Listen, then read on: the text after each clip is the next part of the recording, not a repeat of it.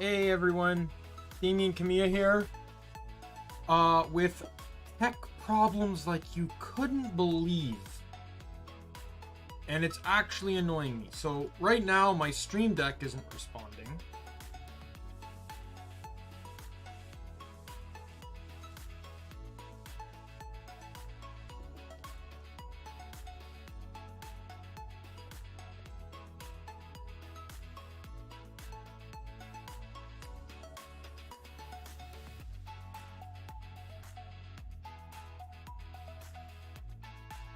Alright, and I don't know, it felt like OBS crashed there.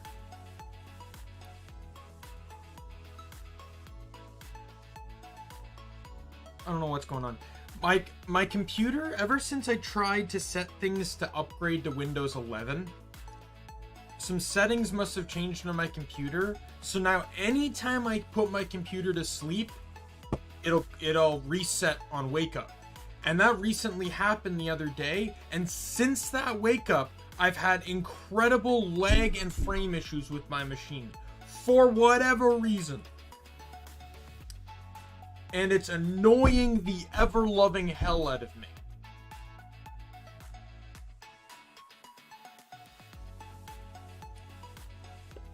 One sec. I'm gonna pull the stream up on my laptop here, because I want to see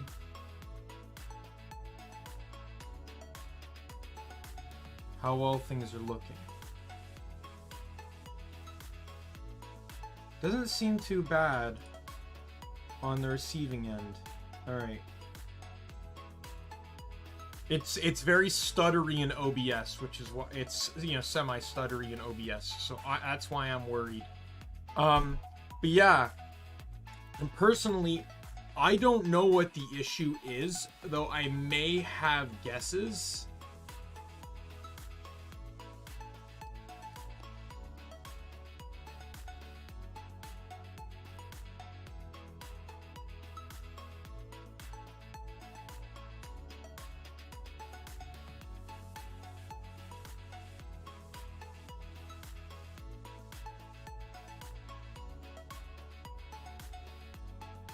This needs to stop. Why do I have an antivirus if the fucking computer's not gonna keep it launched?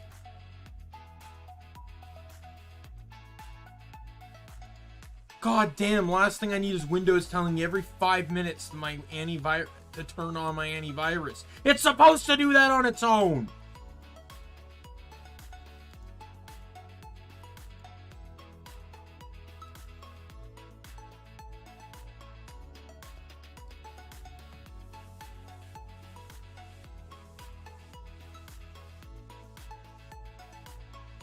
But one thing I've noticed is, for some reason, recently, looking at Task Manager, my computer has never gone higher than 50% memory. And I don't know, since this whole restart wake up thing. And I've been noticing a new pop-up in the corner of my screen.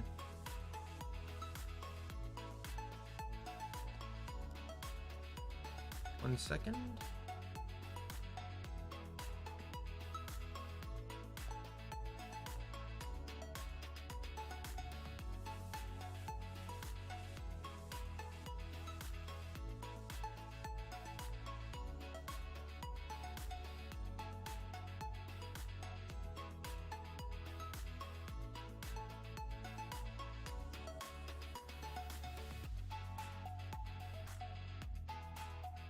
Oh my god, I'm getting fucking pissed.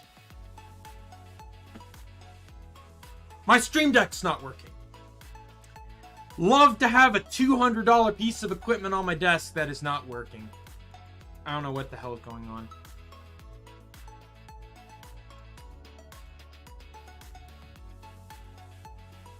I press mute, and I just get this stupid, like, warning not working button. All of them are doing that. So I have to do everything manually through OBS. This is... Everything worked fine Friday. And that's the last stream I had.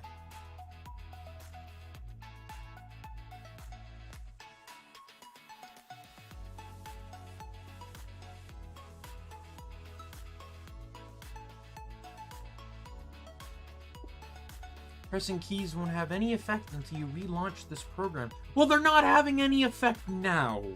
So I don't think that's going to change anything.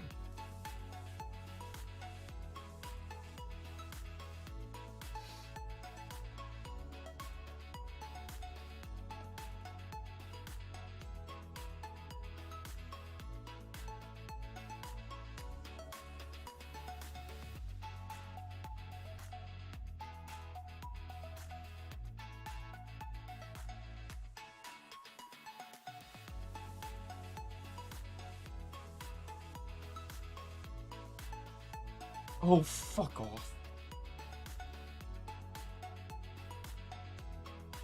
What the hell is going on?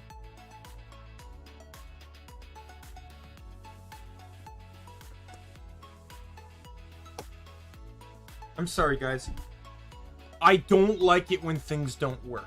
It is a huge pet peeve of mine. Especially when they were working last time.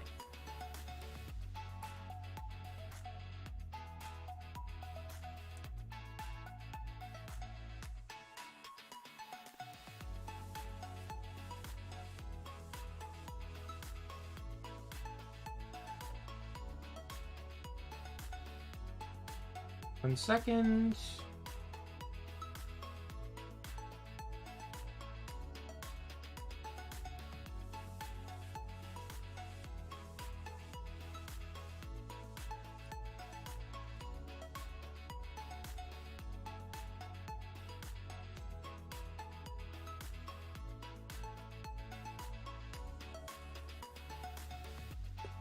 That's helpful.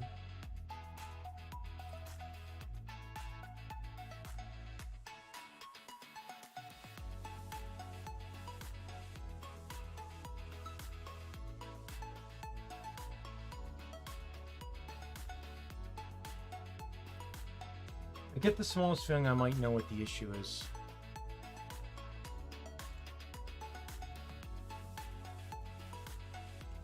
Man, this is exactly how I wanted to spend 15 minutes into my stream. Not gonna lie.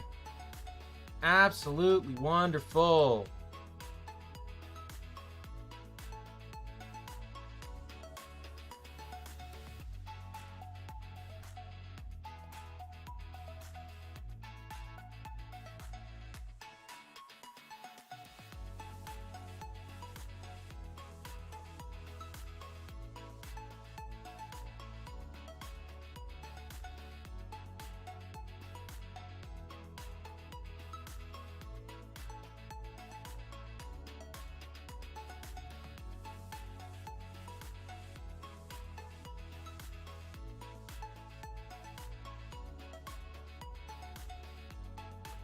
Oh my god. Everything is going so slow! God! My friend's 2-year-old kid is moving faster than this browser!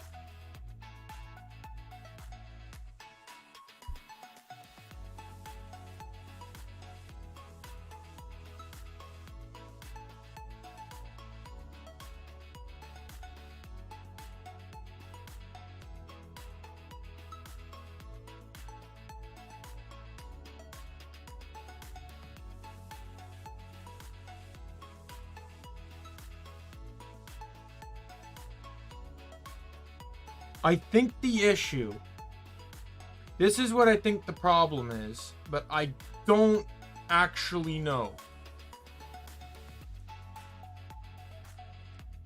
Okay, so the buttons are working again.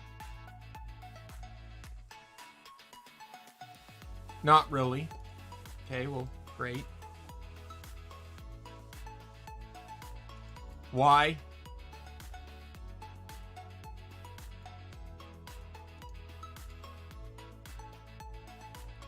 Oh, okay, I see.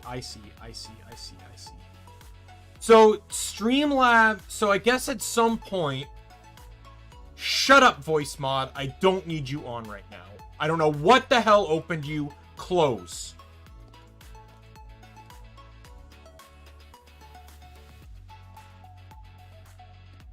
So, I guess Stream Deck updated?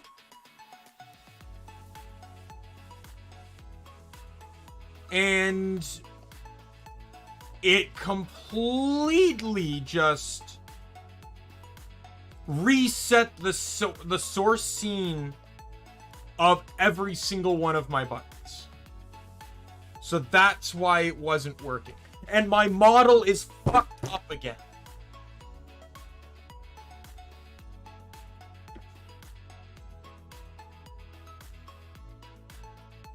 So I have to manually go in here and change everything. Does that still work? That still works. Okay, well, let's go to my folder to delete that. I assume stop stream also works correctly too.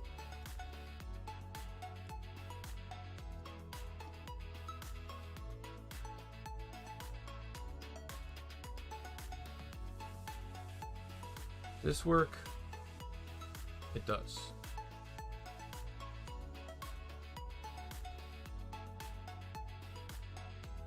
What a way to start a stream, huh? All right, well, now that that incredibly unnecessary aspect of the stream has been dealt with, I am 100% sorry I'm late. Was dealing with these issues and other things.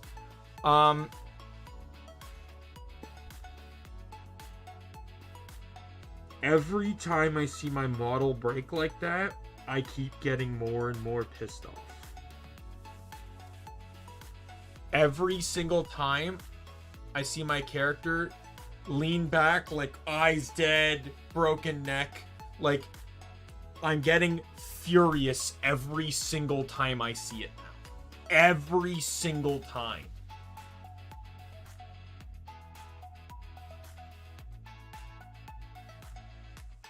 I blink and my character model breaks.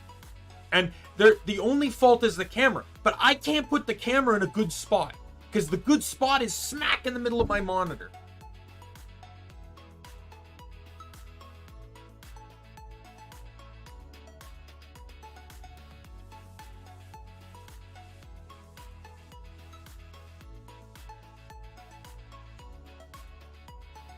Anyway.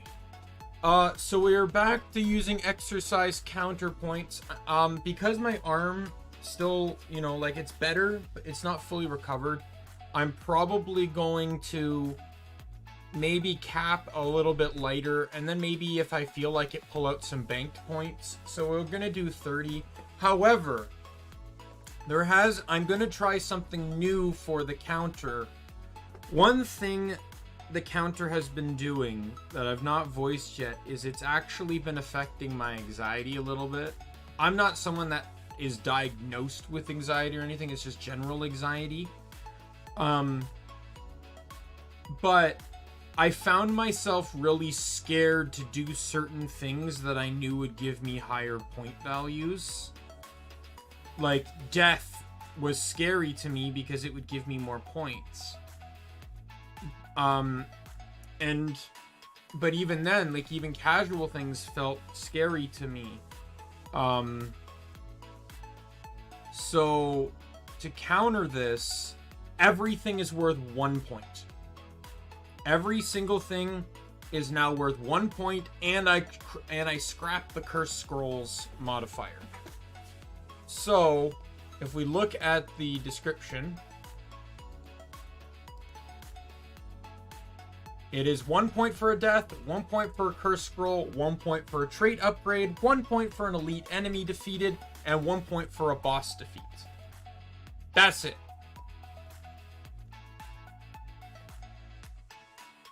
Alright. Hope nothing else breaks. Let's actually get into the game before I decide to throw something at my monitor.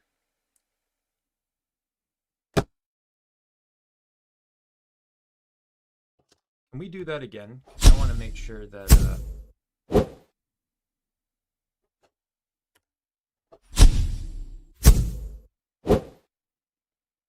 I hate you.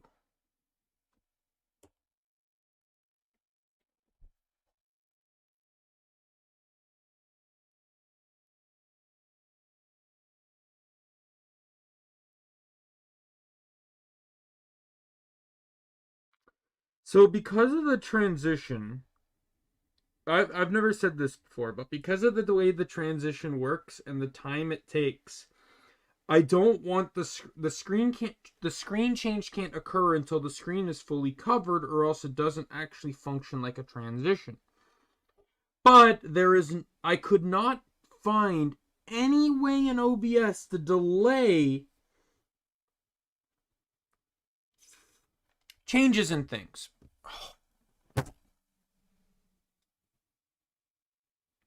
To delay changes in things. Because I just couldn't. There's no way. Like, I can't even adjust the audio on the volume of the transition or anything like that. Like, this is just how it is. So I had to set up a macro on my Logitech keyboard that would trigger the same button needed for the transition to the correct scene, wait about a couple seconds, and then transition to VTube Studio. Because I actually use, not only is my model in VTube Studio, but so is my overlay. My overlay is also in VTube Studio.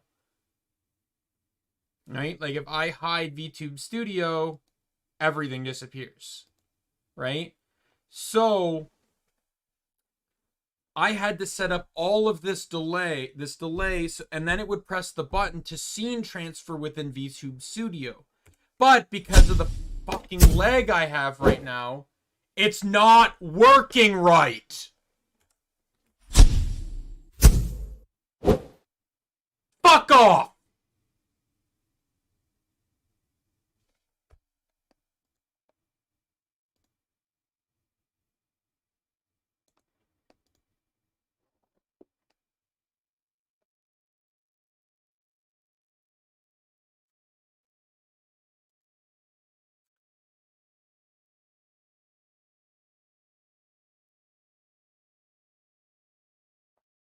Well, that's a good sign. Got it.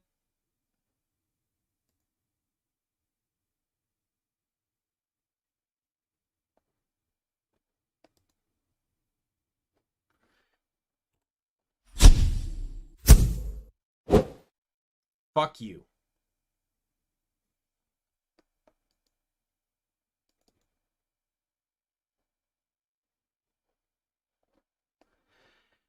I'm done. I'm done fixing this broken shit. We're dealing with it today. We'll deal with it today. When stream's done, I'm going to restart my computer because otherwise it's being a fucking piece of shit. Because I can't put my computer to sleep anymore because the fucking computer doesn't like it.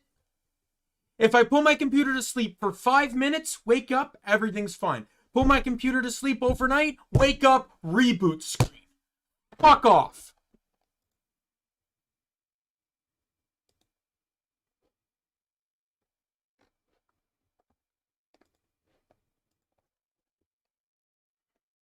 Model!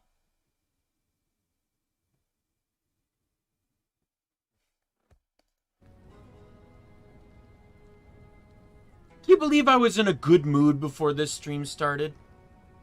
Can you believe that in 25 minutes, I've gone from 0 to 100? And my mood is vanished?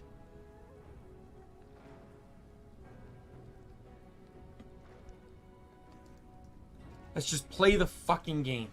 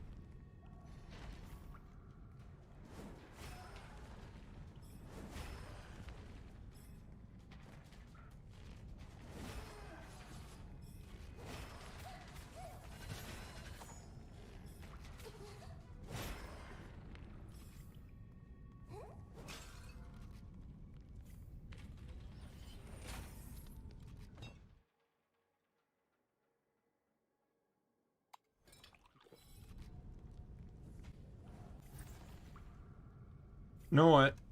Because of this, I'm in no mood for this today. No exercise today.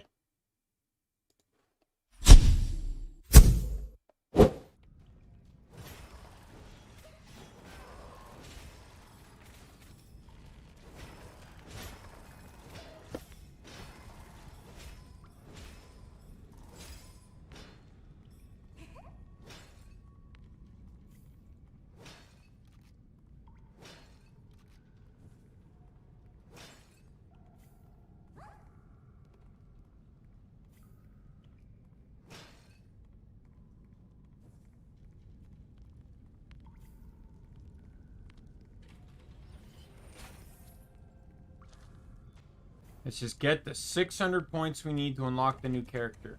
I unlocked him yesterday on my personal account, and I actually really enjoy him, so I really want to get him today.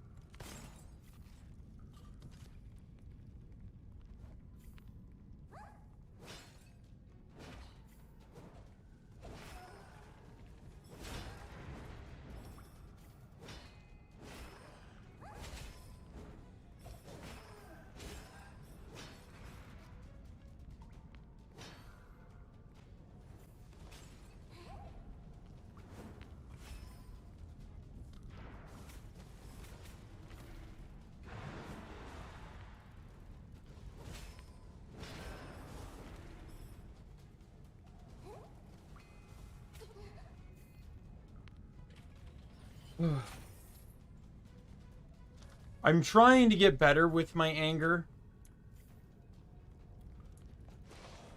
It's not easy at all, because it's an actual mental health thing. It's not like a diagnosed mental health issue, not a, you know, just simply anger problems or whatever.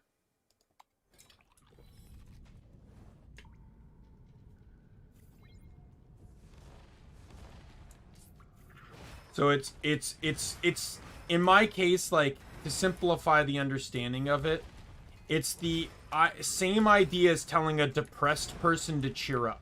Like, that's the same degree as how it is to work against my anger and negativity, which is why I try not to include it in my streams or on Twitter.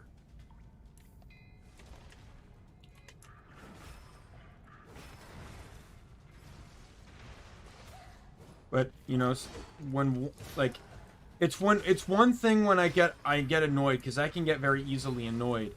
But when it hits a pet peeve is where it really will flip the switch. And one of the pet peeves is when technology or things do not work the way they're supposed to. There's no reason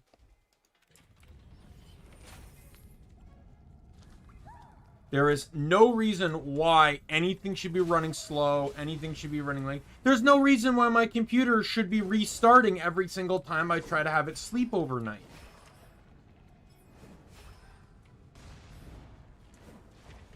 And while I changed back some of the settings, because I wasn't able to get it to Windows 7 because one of the features wasn't saving, I gave up, but I didn't revert all of the features back.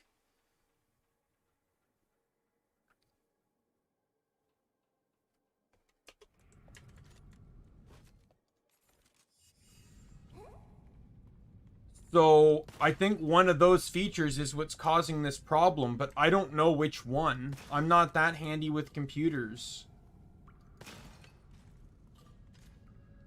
But it annoys the hell out of me, because I used to, like, what I would do is I would sleep my computer when I went to sleep at night, and it would stay asleep generally until I came back from work the next day.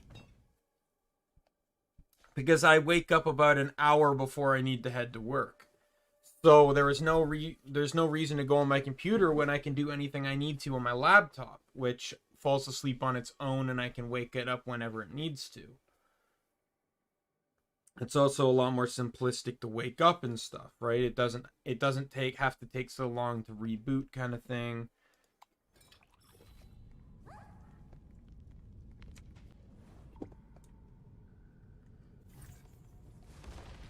I've looked at various guides on the internet, you know, to explain why my computer is restarting, you know, on reboot, but nothing's answering my questions. I'm half tempted to just go into the BIOS and just restore it to the defaults of when I built the computer in the summer. Or spring, or whenever I built it.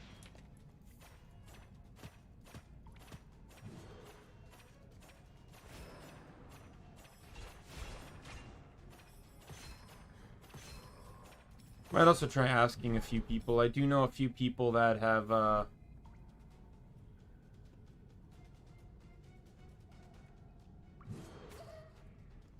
that do have a little bit more that have far more computer knowledge than me, not a little bit.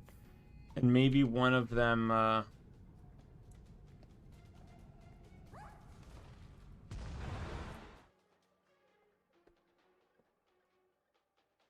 will be able to give me a hand as to why this is happening.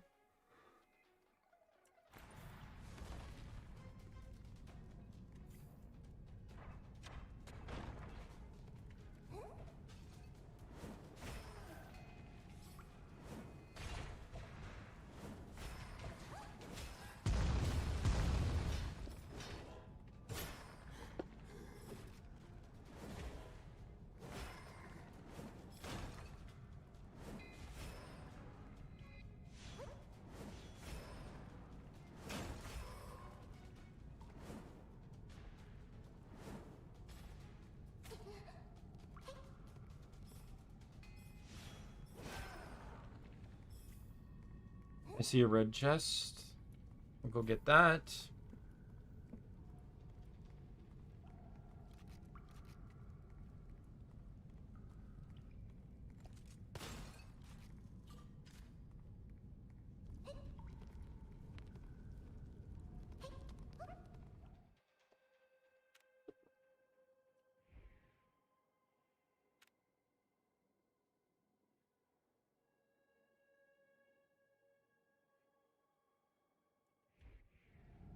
I'll keep what I got. Where they all give occult scroll options. Look. Yep.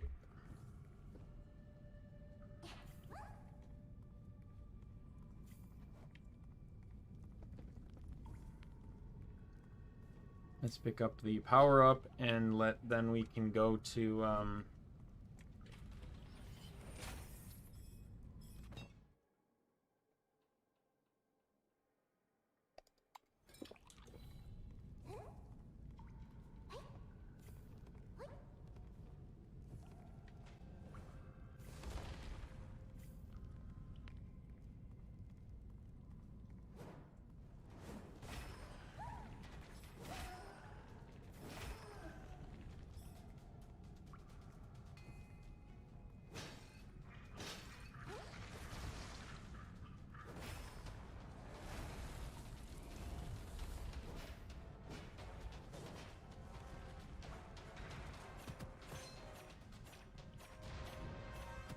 You suck.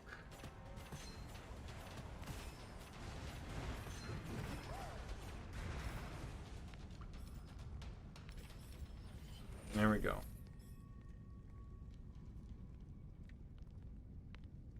I really wish Elite Assassin was retroactive. I really wish it was retroactive.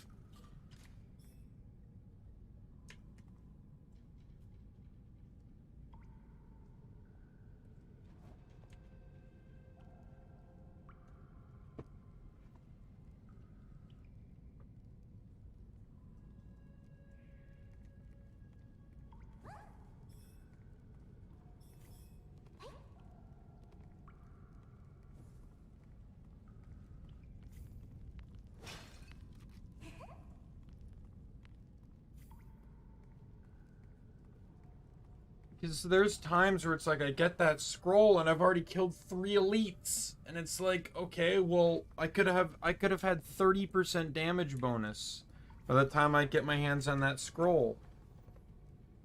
Like, there's another one where it's like bonus 1% damage for every enemy you kill and plus 0.2% damage taken. That one doesn't need to be retroactive. I'm perfectly fine with that not being retroactive, but sometimes elite fights are a bit difficult or tricky, and sometimes they don't even happen. So wait, that's the first shot out of a magazine. And dash cooldown. I'm fine with that.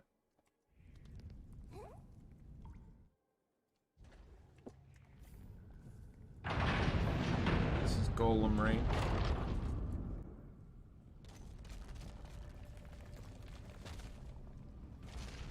So both of my weapons right now only have a magazine size of 1.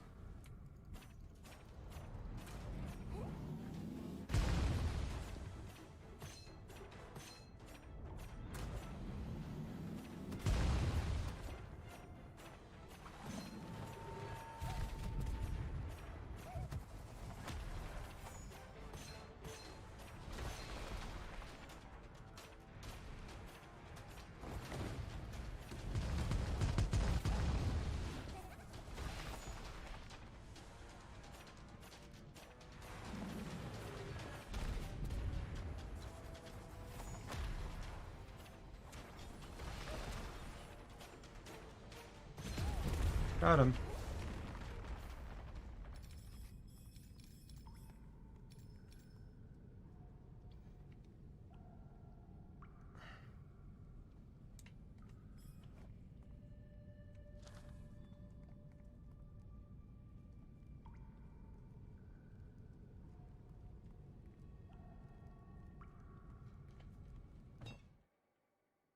For every flying sword summoned, increase weapon damage and skill damage by 2.5% for 8 seconds.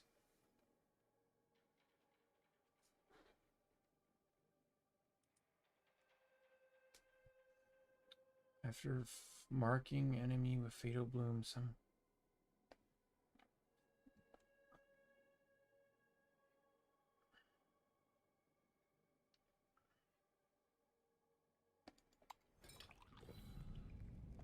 Alright, so both of these seem really dangerous because they have a base 40% weapon damage increase, which can be huge.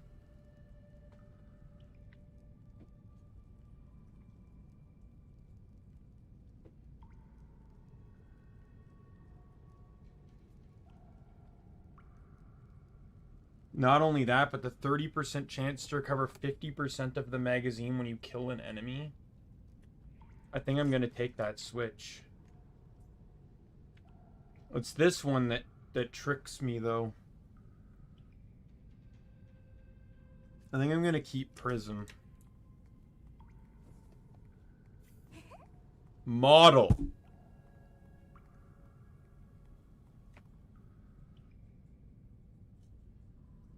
Like, I'm not actually doing... Like, I know sometimes it happens, but for some reason now it's happening like crazy.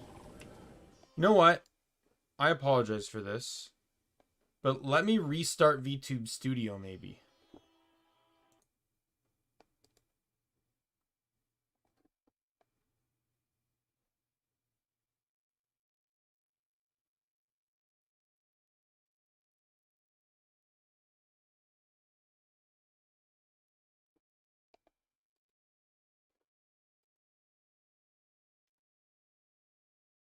Seems a lot smoother now. Hopefully that's better. Oh, that's way smoother. Way smoother, at least in OBS for me. I don't know about any of the viewers, but that's way better for me.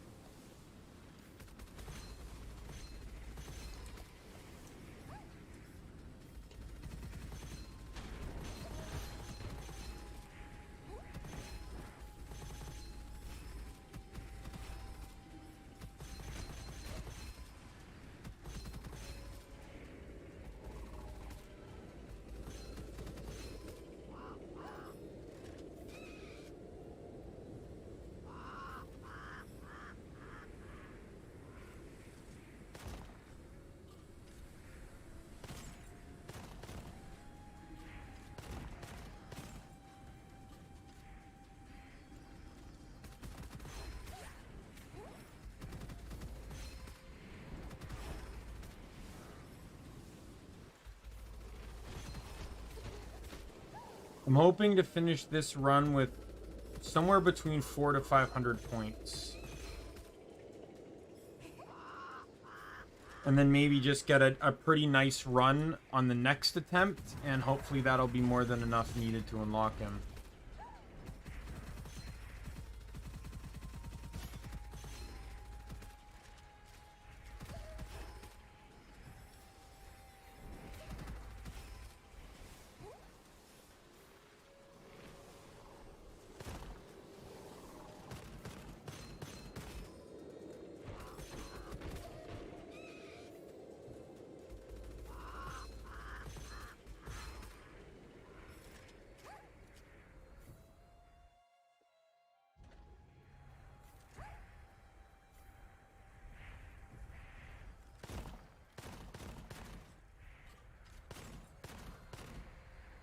There's an elite. Let's hope I can take this guy out, because it'll give me another plus 10% damage.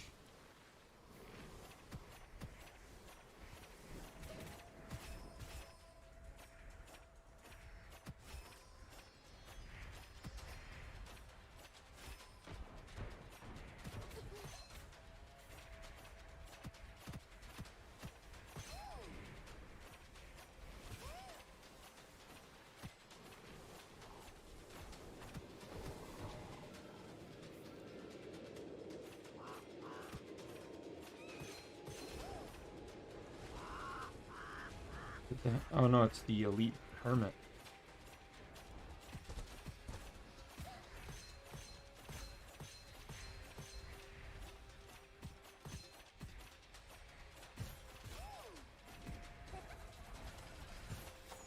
Oh my god.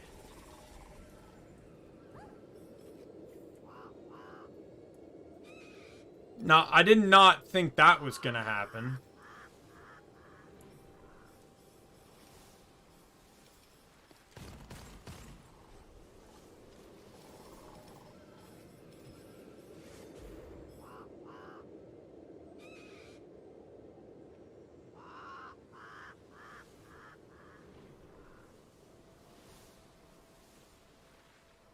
That can actually be really dangerous. The nature of what that weapon is.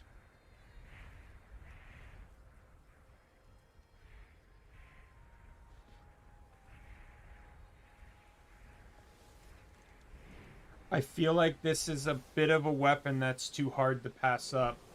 There's so much damage potential on this thing, it's actually crazy.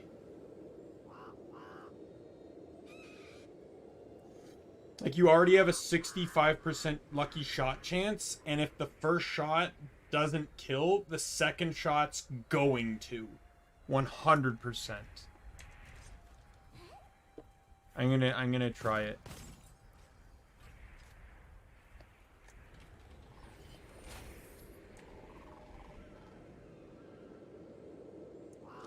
I'll take that, because on non-lucky shot chances, that's gonna be pretty big. Dead. Dead. Dead. By the way, if I get the kill on the first shot, I get my ammo back. So I don't run out of ammo if I get the one-shot kill. I have basically infinite ammo if I kill on the first shot.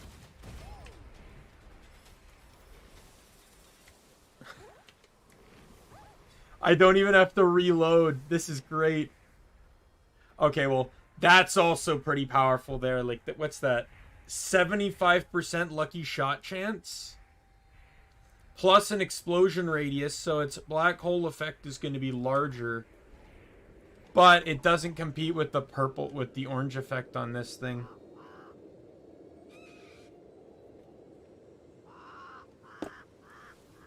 Not at all.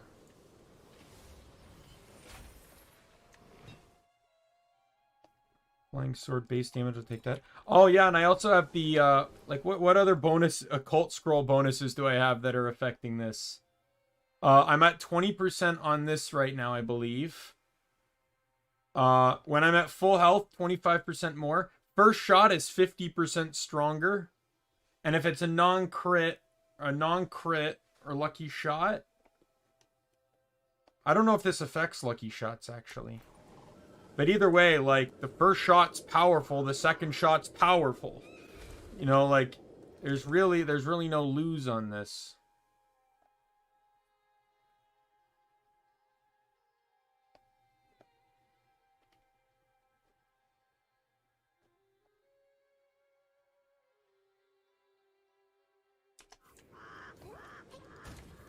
Die. Die. Die. Die. Die. Die. Die.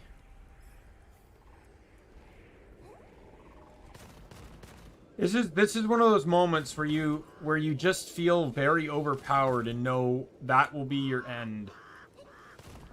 Those 2 runs that made it to the third world were epitomes of... Well, let's be honest, that second run was bull. I don't know how that second run got nearly as far as it did. That first run was absurdly powerful. That second run was nowhere near it, but seemed to do just as well. All enemies become lightning swordsmen. Well, you make it seem like that's supposed to be a threat.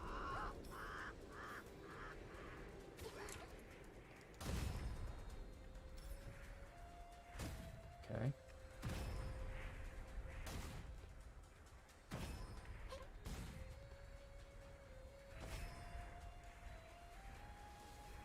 That's like the least intimidating challenge you could possibly have, is every enemy is now one of the lowly peons. Oh, okay. Like, these are one of the least threatening enemies in the level. Now, if it was like every enemy's an arsonist, okay, yeah, you know, I'll be scared on that one.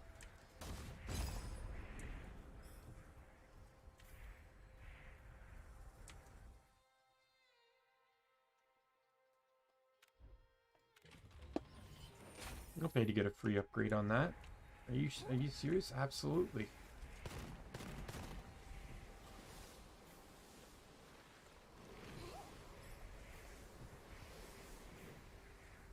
Nope.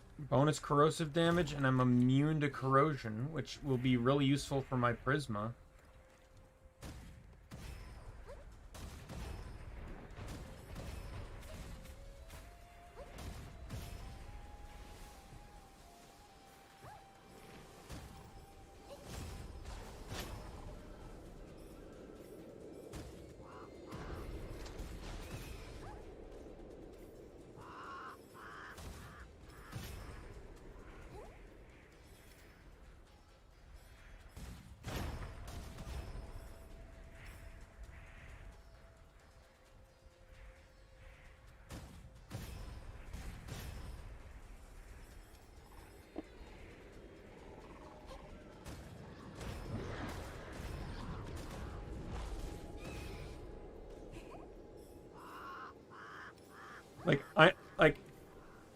I'm trying to understand where, like,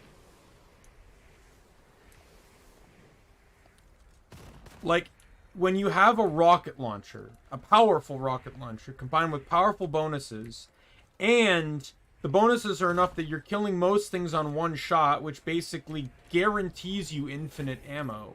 Like, where does it go wrong from here?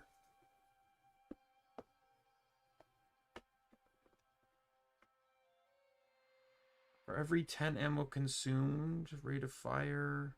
Here's see, there's a...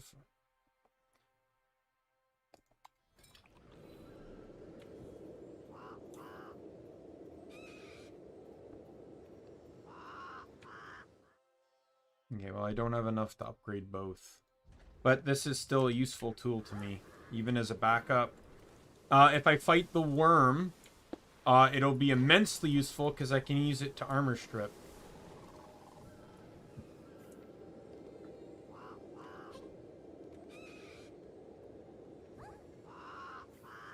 The other... I don't know if we're going to unlock the other boss, though.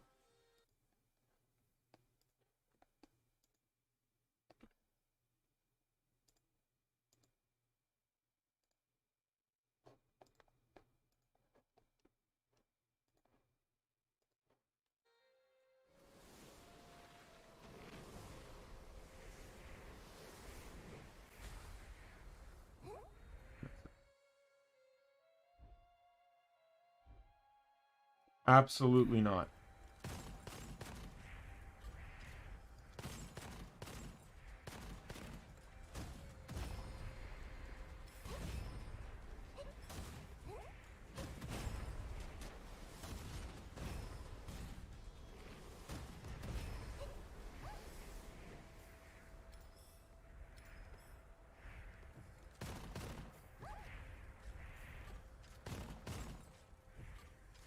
Yeah, I don't know if I mentioned this before, but you know, I watched Nijisaji En play this, and there's like, I know most of them were new to it. Nina was the only one that had played it before, like, consistently enough. There were, you know, and obviously, I don't want to be one of those people where it's like, oh, they should have done this, they should have done that. There's just a few things that, like, I wouldn't even say major things. Like, I'm not gonna say, oh, you picked up the wrong scroll. I pick up whatever scroll I find. Like, let's be real here. The only real thing I would like to point out is that they weren't breaking enough stuff. That's where you get a lot of your ammo.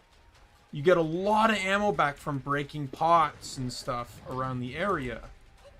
So by not breaking things, they were really, you know, they were running out of ammo a lot, and they were picking up 2 weapons of the same ammo type too, so that also wasn't helping. But sometimes that's all you can do. Like, I don't even blame them for that, because sometimes that's the choice you have to make.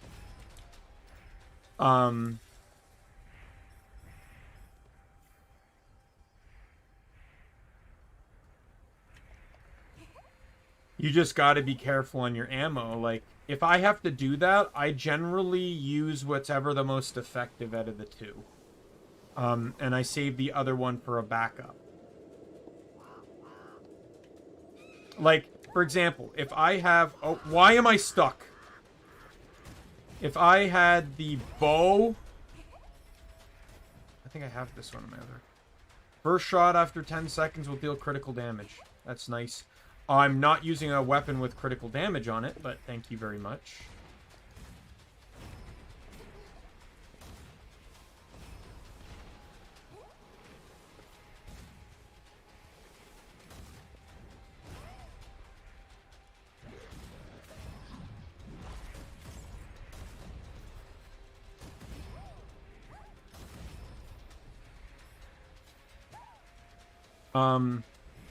Right, so that would be my only thing.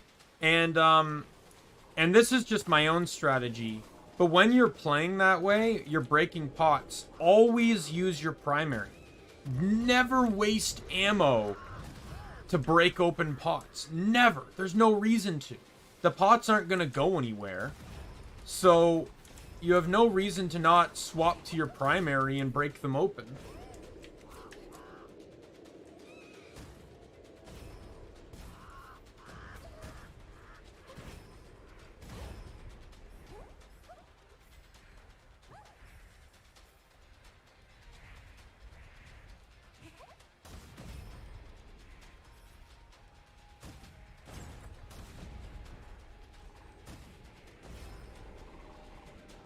I was hoping for another elite, so I could get some more damage. I also don't think they were looking at the weapons well enough, but again, I don't blame them for that. If they don't know the game very well, you know, like, there's a lot you can criticize, but I also want to factor in the fact that they're all new players. You know, Selen, I think, I was watching Selen's perspective out of anything, and personally to me, I think Selen picked up the game rather quickly, or at least the core mechanics. Outside of being a scroll grabber. He wasn't really even looking to see what the scrolls did. And I still don't fully understand how the game functions in multiplayer. Like, I don't know if they share scrolls or what. So, if that's the case, like, it's also tricky to say because 3 of them were playing the same character, which also makes it harder to, you know, like, if you had character diversity in your party,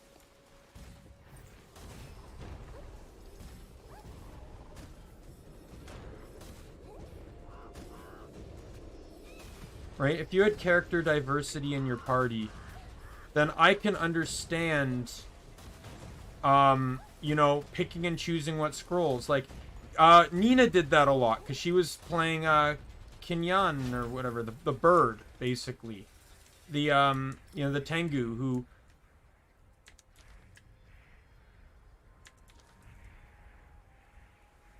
You know, she was playing the bird.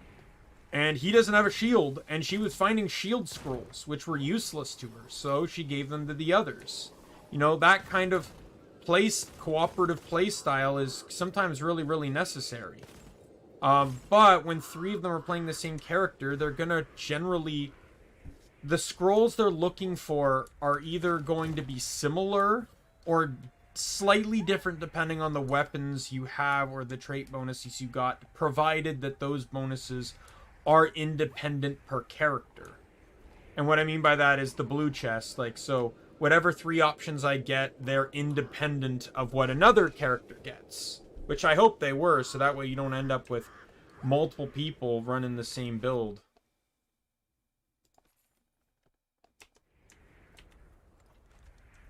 So I am fighting Worm again. I don't have any money left, so we'll go in with the Prism to armor strip.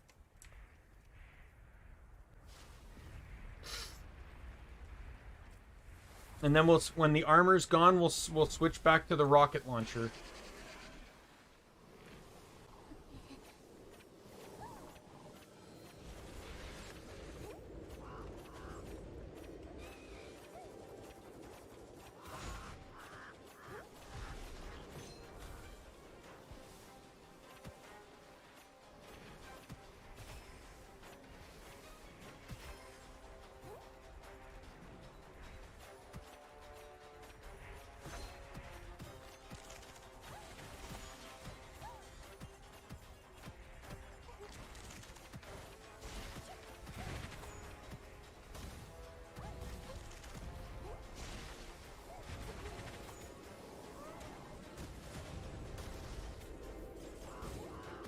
Got him. That was a very easy fight. I think I might replace my my thing here, though. I'd love to replace it with that, but it's... There's no direct bonuses. Weapon damage and lucky... I'll take that.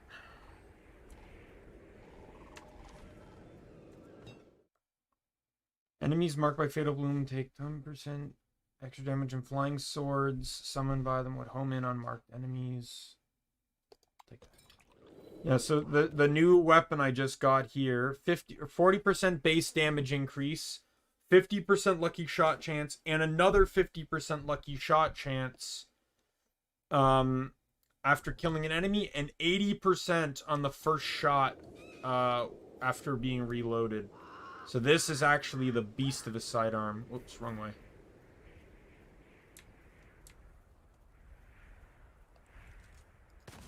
So, spirit point wise, we're doing excellent. Like, I'm probably gonna exceed 500 in this run, which is perfect.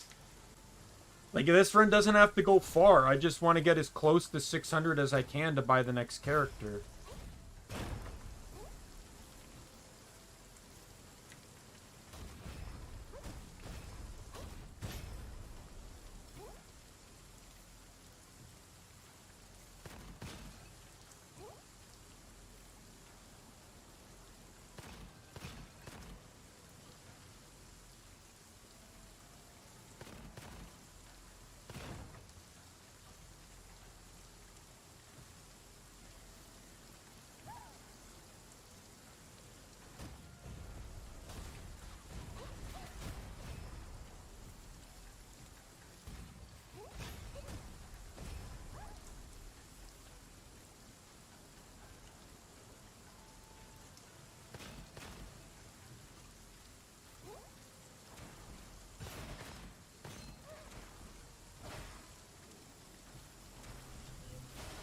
Oh my god.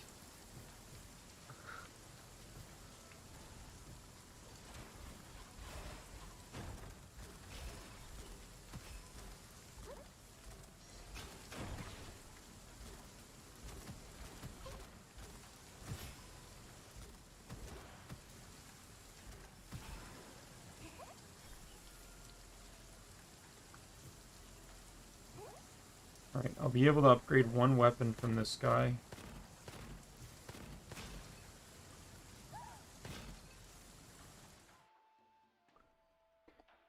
Let's pick that.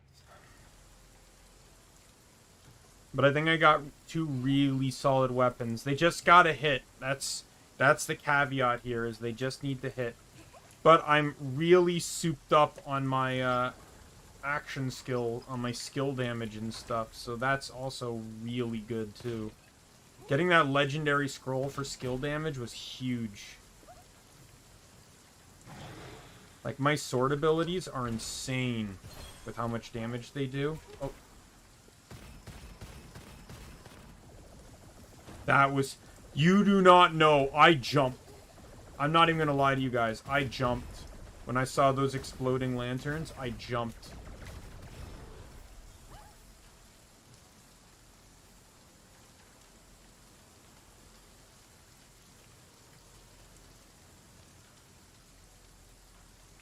Each shot will consume one additional spare ammo. One additional spare ammo. And plus 25% lucky shot chance. Recover spare ammo when triggering lucky shot chance. Okay, we'll give that a try.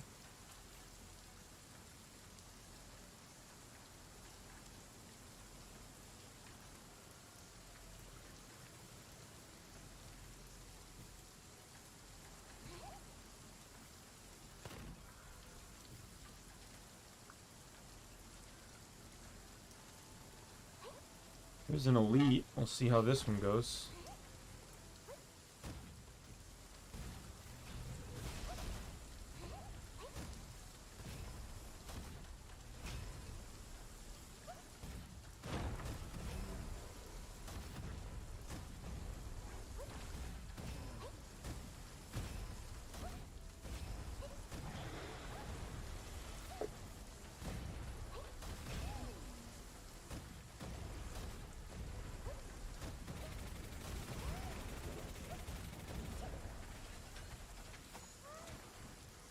Got him.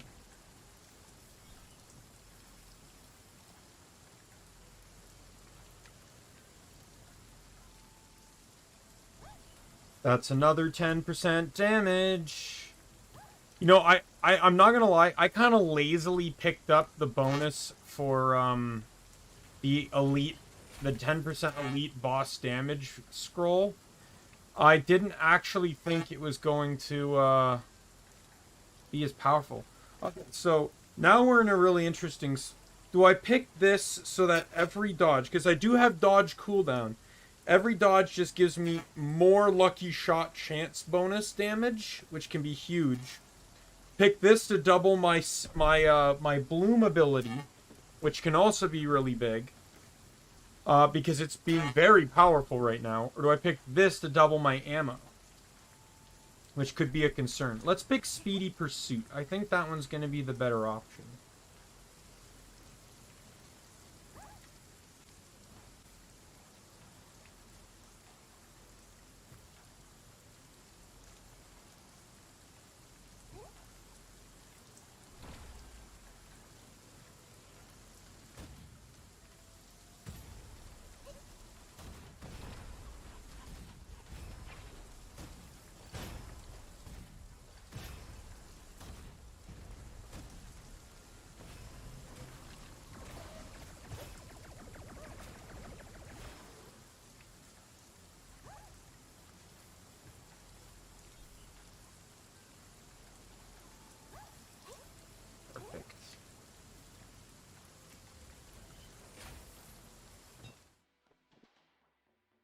Fatal. Each time Fatal Bloom marks an unmarked enemy, increase weapon damage. After hitting an enemy... Oh, that could be huge.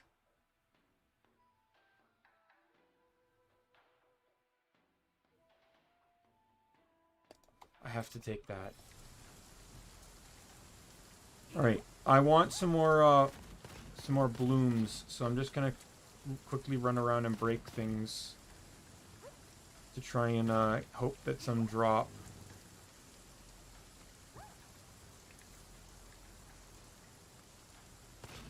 There's one. 2, I guess. I think I cap at 6, so I think that's my max there. Yep. All right, on to the next stage. Let's see where this goes.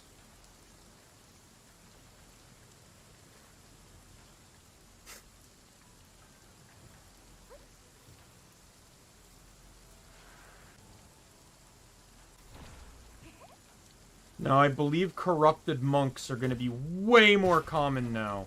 So I really need to be careful, because that's what ended my last run. Was those stupid exploding lanterns that they could summon.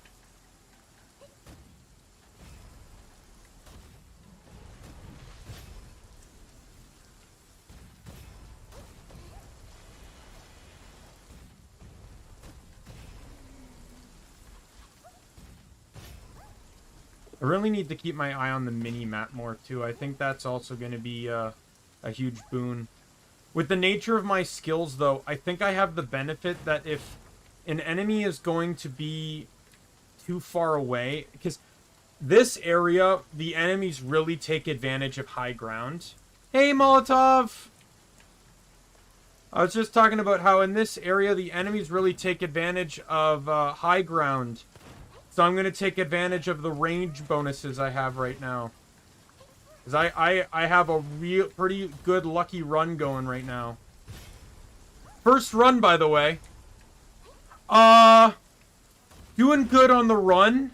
Had about 25 minutes of rage before I actually got into the game. Computer things were screwing around and causing me tech problems. You were dying.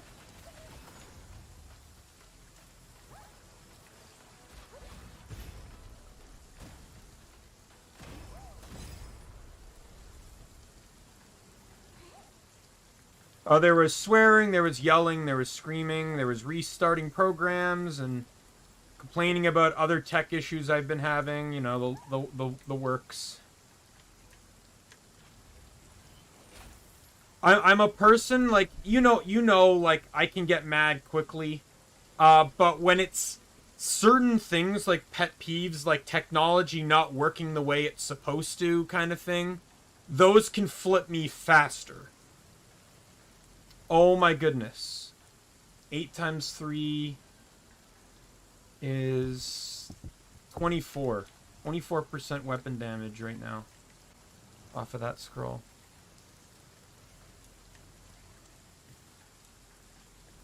Yeah, I think it's also the day and age. It's like, why is my web page taking longer than half a second to load?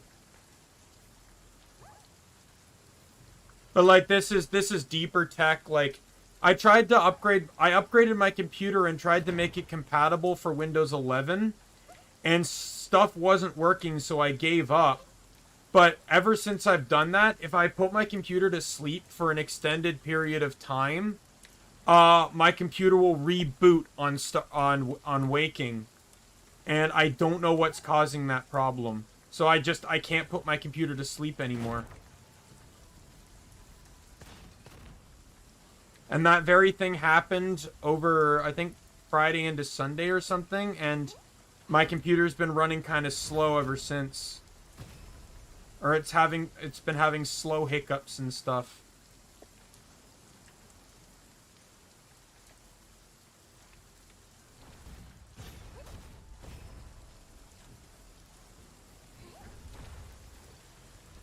So do you want to see why my run's so powerful right now, Molotov? So look at this Tiger Cannon. So lucky shot chance. So that's just the chance of doing several times the amount of damage. 50%. And then I have another 15 here. But it's this orange text here. Magazine capacity becomes 2. When the first shot kills an enemy, recover 1 ammo. So I am given a free ammo to the magazine if the first shot kills. Otherwise, this second shot has an additional 200% lucky shot chance. On top of that, looking at some of my scrolls, I have this, and I've killed about 3 or 4 or 5 elite/boss enemies, so that's 40 to 50%. I have preemptive strikes, so the first shot from a magazine is 50% stronger. If I don't crit, I get a 35% bonus. What else is important here to note? I just got this one, which is pretty powerful.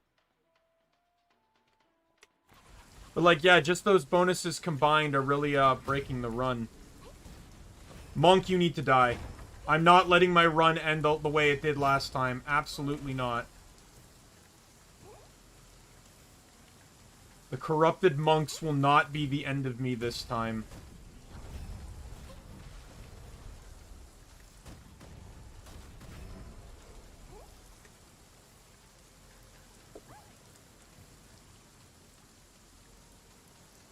Is it? Oh, so it is. Let me fix that. I'm kind of surprised no one's noticed that until now.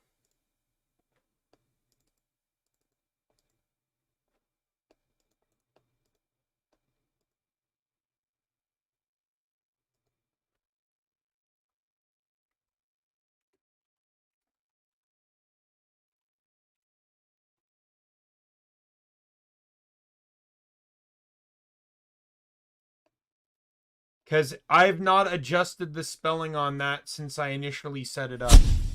I was planning to do exercise today, but I was so mad at the beginning of the stream that I gave up. That I decided not to do it today. However, I did make a change to the exercise rules because I was getting anxiety on the things that were giving more points than others. So I just said, screw it. I'm going to try it with everything just giving 1 point. Right? So just, oh, this happened, +1. Right? And we'll go from there. And I feel like that'll be far less anxiety ridden. Like, you know, playing Nexamon, I had moments where I'm like, yeah, I had moments in Nexomon where I was actually kind of scared on how to use my team because I feared a death, or you know, or something like that. Crosscode, I've had a few moments too where I've been afraid to try certain things because of that. Yeah, exactly. Like, that's why I set the 50 cap in the first place, was because my first time playing GunFire got me 96 points. It got me 96 points, and I believe I capped it at that. I kept playing. So,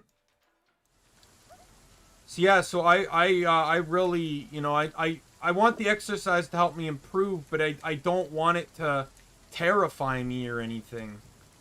You know, I don't want it to affect how I'm playing a game. Oh my god, did I just get long shot?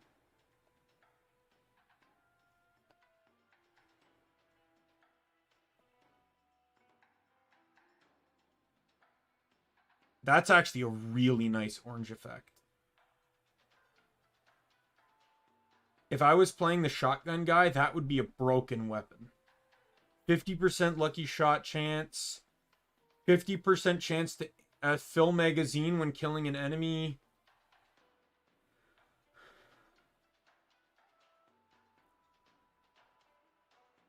When reloading after killing an enemy, reload speed plus 50% and save surplus ammo as bonus reserves. Create a bullet to chase nearest enemy on critical hit. And a 30% boost to projectiles, and you reload 2 ammo at the same time. Holy hell, is that a broken weapon. Too bad the one I'm wielding right now is a special weapon, so I'm not picking it up. This is way stronger with what I have right now. Yeah, 96 is the cap I got, and it was at that point I realized... Well, you gotta keep in mind, so there was a lot of changes I had to make between that. So it's like, Curse Scrolls were worth, I think, 3. No, they were worth 2, but I never got one during that stream. Elites were worth 3. Bosses were worth 5. Deaths were worth 5. Picking up a single occult scroll was worth 1. Picking up a trait relic was worth 1. And completing a vault was worth 1. All those things happened like crazy. So, yeah, 96 was where I got to.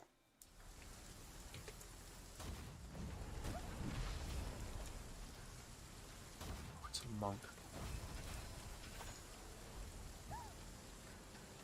Die.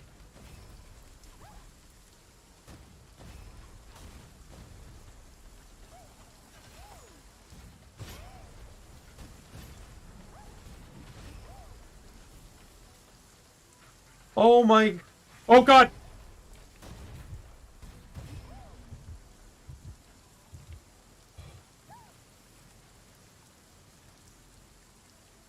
Can we take a moment on that one? My heart jumped.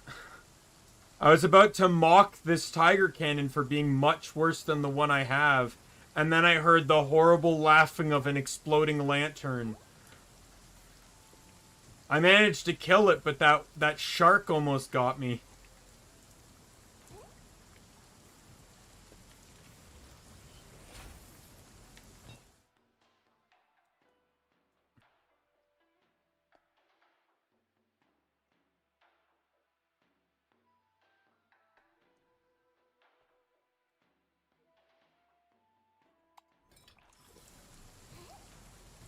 Alright, so I don't think I can possibly make my F ability, my Flying Swords ability, any stronger than it already is. But we will see if the game wishes to test that theory. Oh no, I can make it stronger. There's still a perk I haven't seen yet that can make it stronger. Or it can add additional swords to the whole thing. Hopefully you fully heal me. You do, thank God.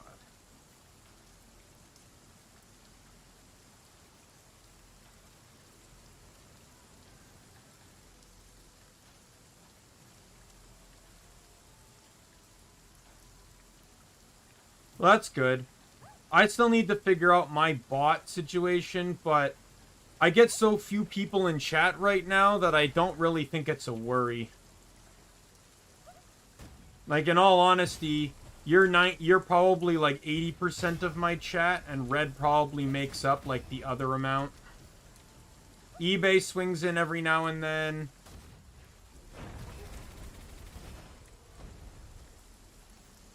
And Brick Boy might swing in frequently too, depending on the time he's the time frame for him, but okay, well that's not really that great because I don't have a curse scroll.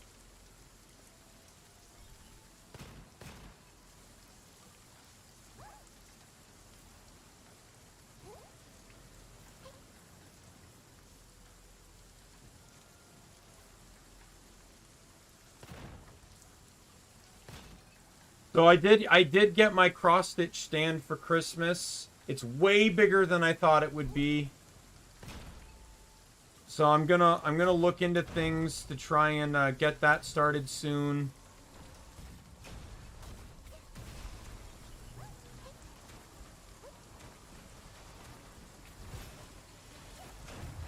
Yep. This is the impressive part, Molotov. I have not died yet.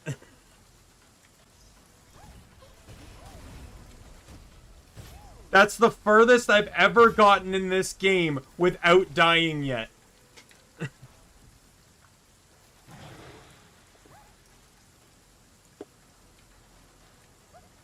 Furthest I've ever gotten without wasting my initial life.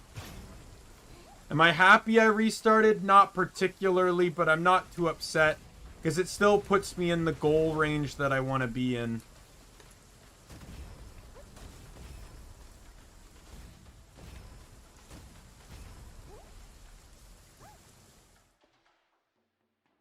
Upgrade my cannon more.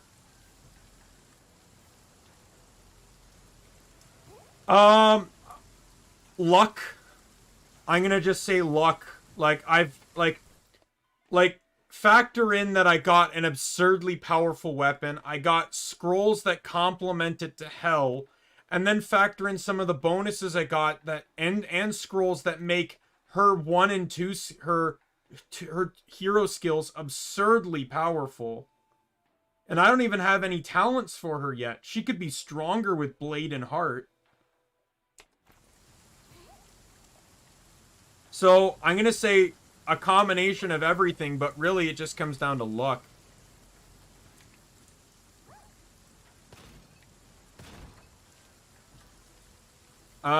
And then,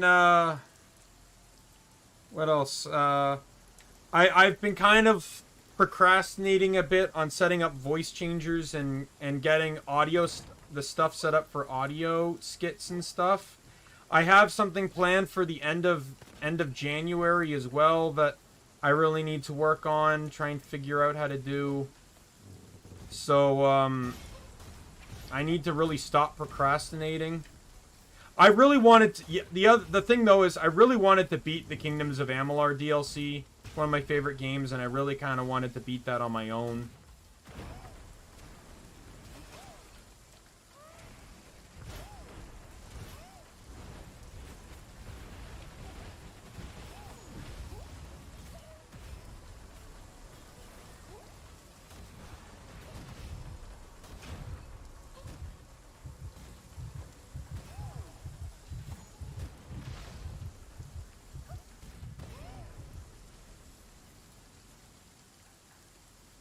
Health.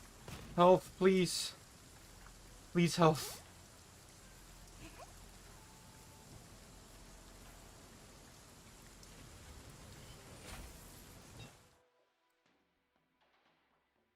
Oh, there we go. Sword shadow. My F skill's getting stronger still.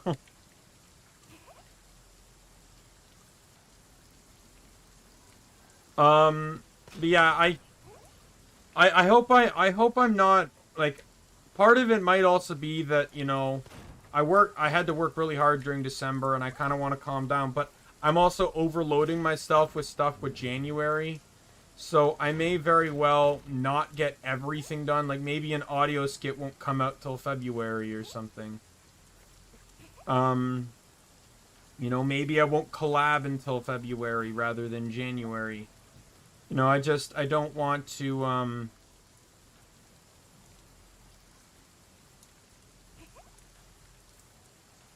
no, I don't want to overburden myself too much. But part of the reason why I feel like I need to do it is because I feel like if I don't do it, like I feel like those are key aspects that are gonna help my channel get noticed. If I don't do those things, my channel's not gonna get noticed.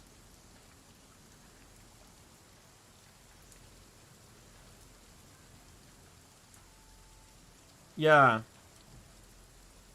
The thing is, though, it's like, as a streamer, YouTube's not the easiest to get noticed on. It's content that gets YouTubers noticed. And I'm hoping that's, you know, but I haven't been able to produce content yet, only streaming. You know, I've said it before, and I don't mean it as an insult, but anyone can stream. Anyone can, you know, can get OBS, you know, set it up and stream a game, right? Like, no offense, but that's literally what you did. And you technically didn't even need the model, right? You literally just basically did plug and play almost, right? I want to be more than that beginning stage.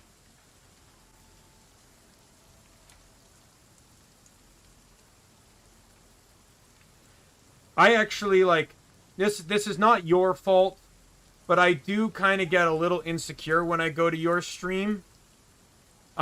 Because, like, you know, and I know Twitch gets you monetization a lot sooner, but you know, like, I see your support, I see your success, and it does make me a little envious. But I know my time will come, which is why I'm not upset by any of it. But, you know, it does, you know, fill me with a little envy. Yeah, that's true. You also tag the shit out of your channels or your streams. Like, I've seen other streamers that, you know, it's like you have like 7 or 8 tags on your stuff and they're all viable tags. But then I go to someone else and it's like VTuber, Minecraft, or gameplay or something like that. And I'm like, but they're also female. They're doing the same thing you're doing, but using half the tags. YouTube doesn't have the same kind of tag or filtering system either, so like I'm kind of surprised when Brickboy told me that he found me through my crosscode streams. Like I'm kind of interested to see how that got discovered. Right? Cuz sometimes you can get lucky. Like I had this happen not to me, but I've seen it happen with the game Henry Stickmin. Gura started playing it. Then some other HoloLive members picked it up. And then a bunch of VTubers picked it up. And it caused basically the algorithm to start referring people, other VTubers that had played the game previously in the past, to start showing up in recommendations. And then they got found through that. Yeah. I absolutely know that. But Twitch doesn't have the platform that I want for what I want to do, and I see no reason to use two platforms, right? Like that's the other thing is like I don't want a Twitch, want a YouTube, you know, I don't want to, you know, and I don't want to have to upload my stuff, my VODs to another channel. Like I don't want to do all this crap. It's all you know, it's all unnecessary to me. I just want, you know, and YouTube's getting better at streaming. Like they've you know, they've already discussed it. They're planning to implement a lot more, and hopefully that'll help me out too. All right, so this is a boss. I've only ever made it to a boss in this stage once, and it one-shotted me. So we're gonna see how this goes.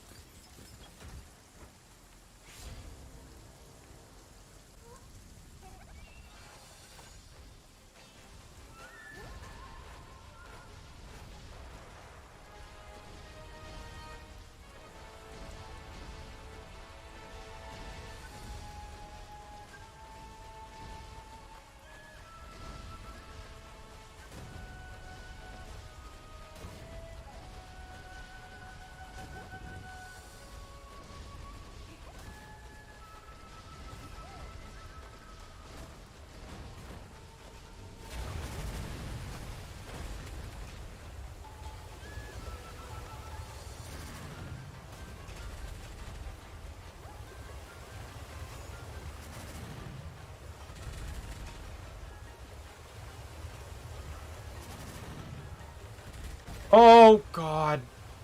What a complicated mechanic. So I killed that guy. He dropped that thing in the corner. I had to bring it back to the cannon, launch it at the ship to break the invincibility. No other boss fight has a mechanic like that. It's literally shoot. I'm actually kind of peeved at that.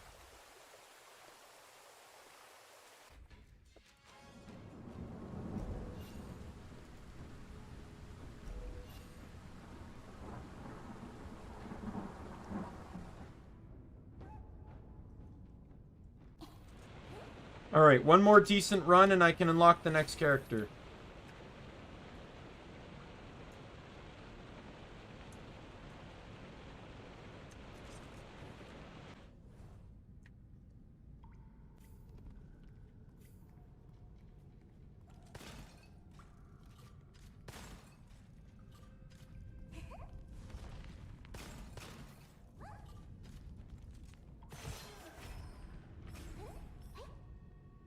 Like, you know, not to harp on this topic, but going back to what you said, it's actually kind of funny.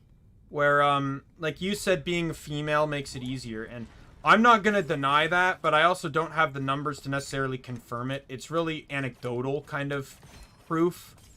But I also feel like the VTuber community is really weird on this, where it's like all the VTubers themselves generally support male VTubers. It's just kind of the community that doesn't really, you know, support it as much. But then all you do is you see VTubers just making like tweets about like, oh, male VTubers are valid, and then like that's it, right? Like, now granted, I don't know their friend circles, so I don't know. Some of them probably do more, some of them don't, right? But it's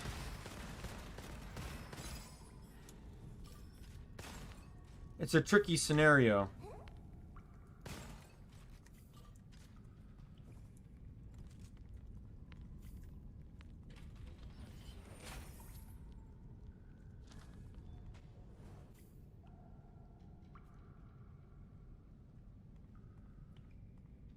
Like that's another reason why I'm not so active on social media and stuff. It's like, this is a friendship post, you know, post your PNGs. So I do. We may follow each other, and then that's the last I ever talk to them. It's like, oh, okay.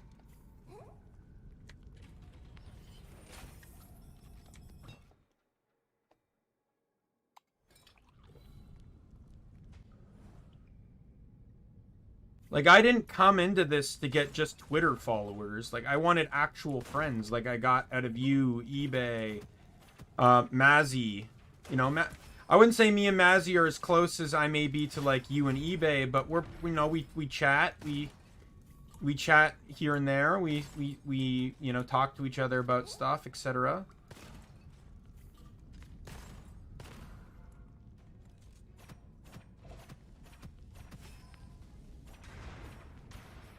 I went to one of her streams.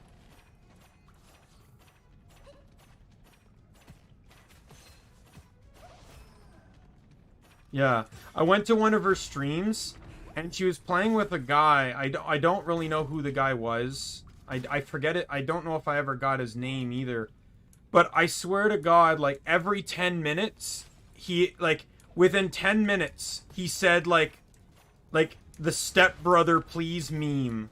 Like, probably, like, 17 times. And I'm like, oh my God.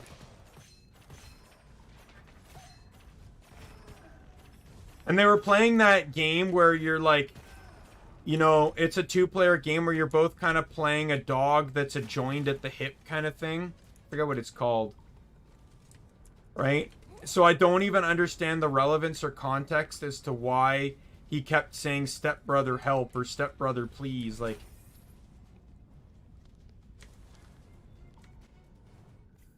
But it felt very, very cringy, to be sure.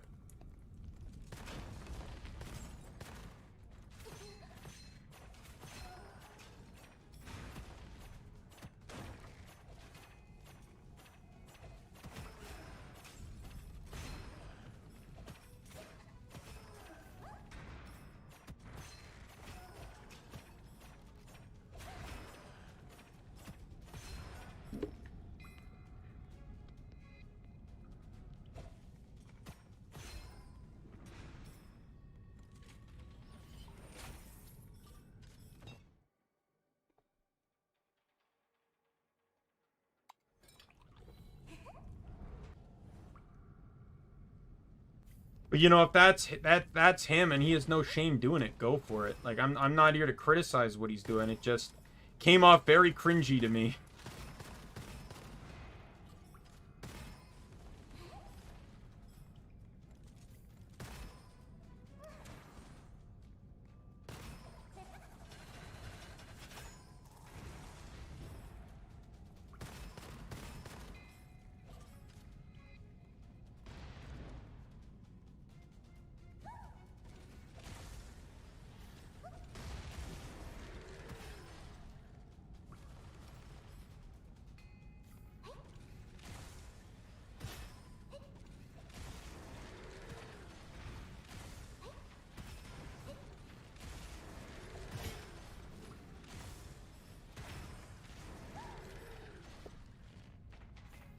Like, all I'm saying is, like, if I can re-change one of my goals, my goal would to be just to have at least one consistent person in chat for the whole stream. That would be my goal.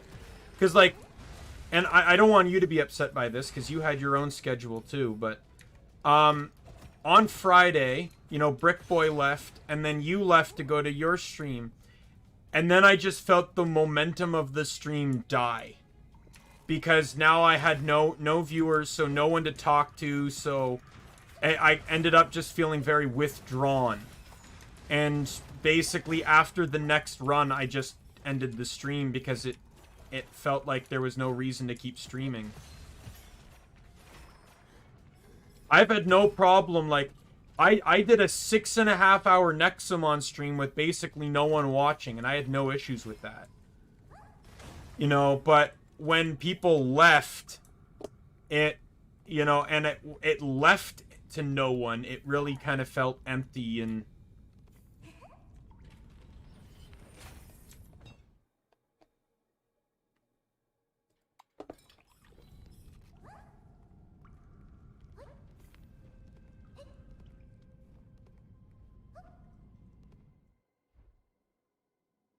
And I'm not saying you need to set your stream to my schedule. Like, if you want to stream, go ahead and stream. I'm not ever going to stop you from doing what you want to do, right?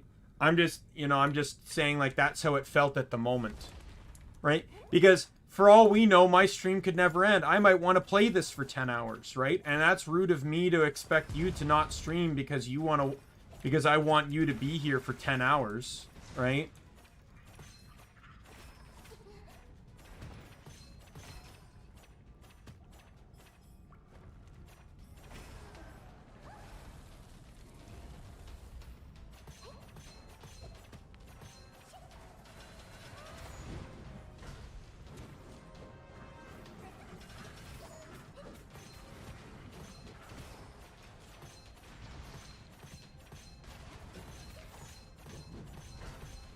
Can your armor go down? Holy hell.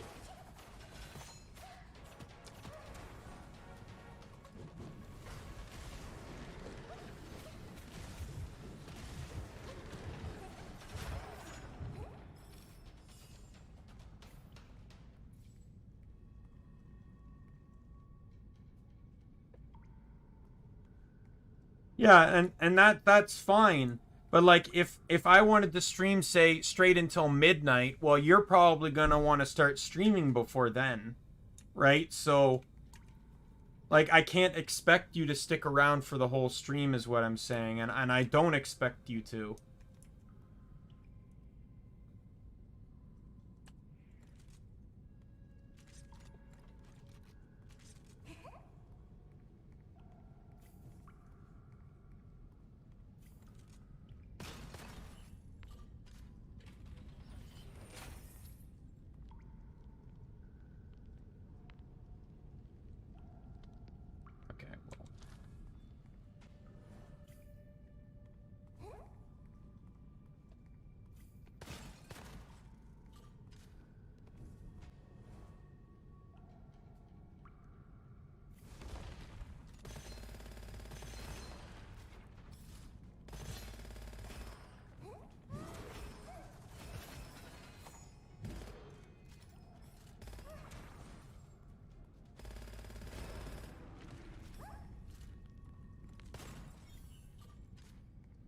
It's great that our streams work out together as well as they do, though.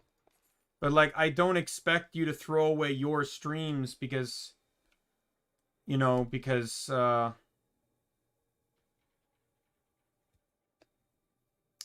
know, I want you to hang out at mine. Like, that'd be incredibly rude of me to make that kind of assumptions.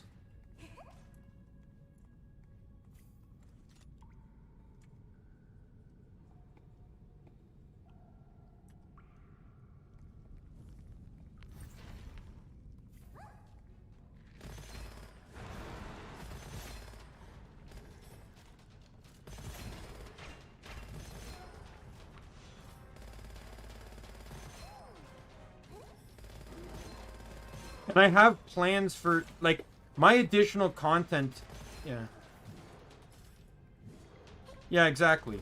Like, I also have plans with some of my content that would help me get discovered. Like, I have plans to parody some stuff that would, that I could then tag to certain people that could help me help me be discovered.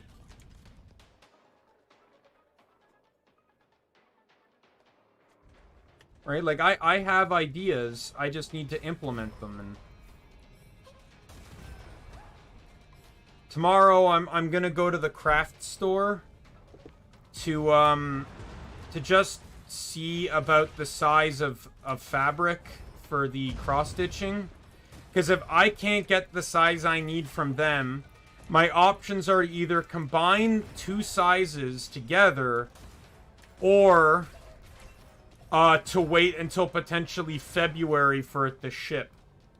And I'm not keen on the last one.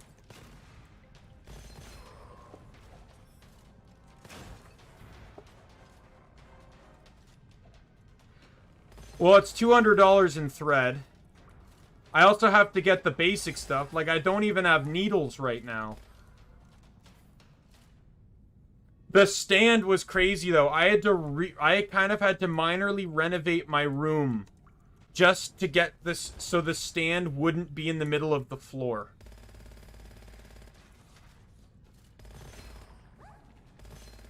But that's fine, because all it did was interfere with my consoles, and I probably don't plan to touch them until I get a capture card at the very least. And, like, what? It's with my PS2, my GameCube, my Wii U, and my bricked 360.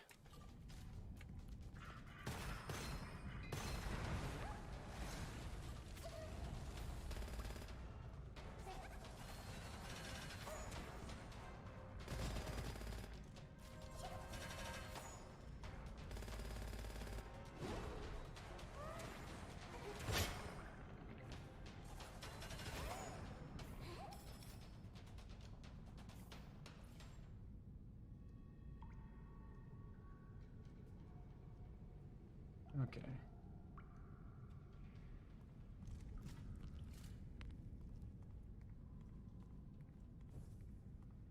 Yeah, well, to be honest, I'm not gonna lie, I knew I read the dimensions and stuff, but the stand is actually a lot bigger than I thought it was gonna be. Like, much bigger than I thought it was gonna be. Like, so big, so much bigger that it completely destroyed any concept of where I was originally going to set up the stand to work. I have to basically reevaluate the entire filming process.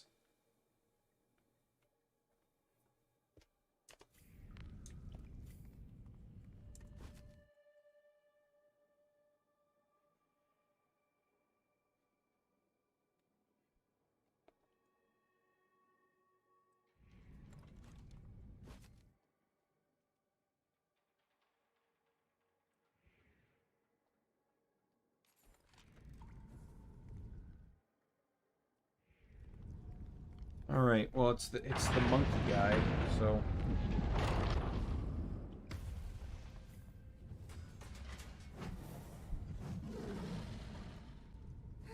I really wonder how it determines these bosses.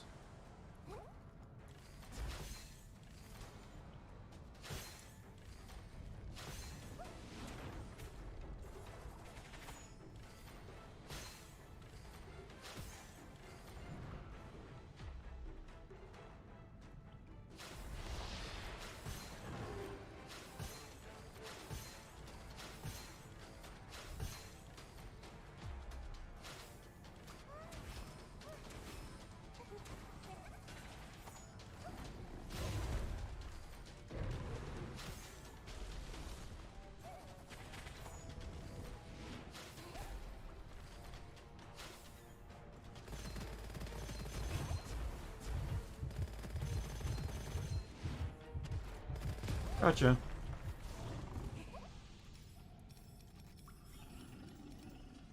Like, I basically have to now face away from my computer, which is going to be really annoying. I'm going to have to basically figure out new setups, because I'm going to have to move my webcam for my VTuber model. Like, I'm going to need a USB extension for that. Then I'm going to probably... I'm probably going to need to... I think OBS might... or Stream Elements or something might have a phone app that I can use so I can see chat on my phone. Because if I can do that, then I don't have to keep turning around to see chat.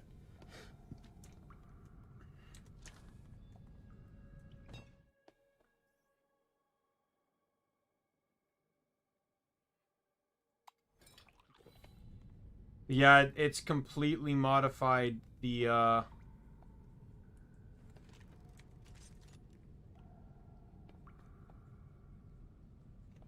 like the size has completely changed how I'm going to have to film. My goal still is to reveal as little of my room as possible, though.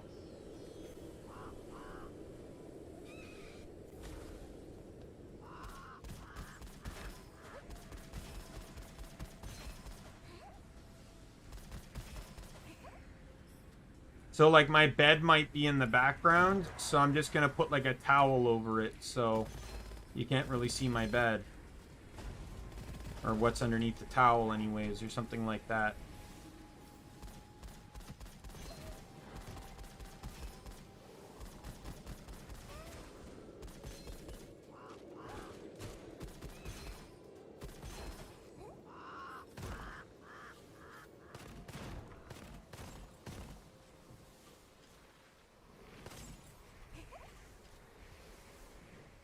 One second, I'm just gonna turn my light on.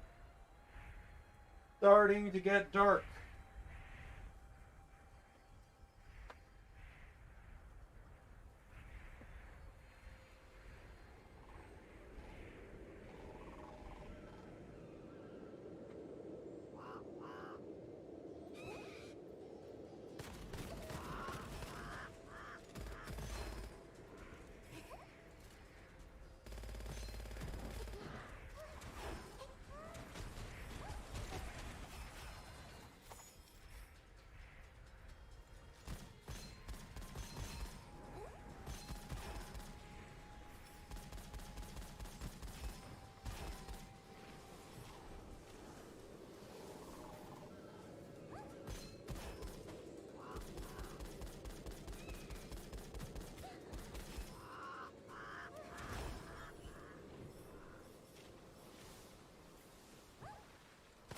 Oh, I'm 5 points away, Molotov.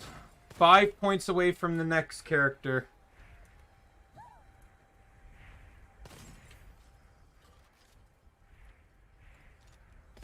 I actually got him on my personal account this weekend. He's actually really fun.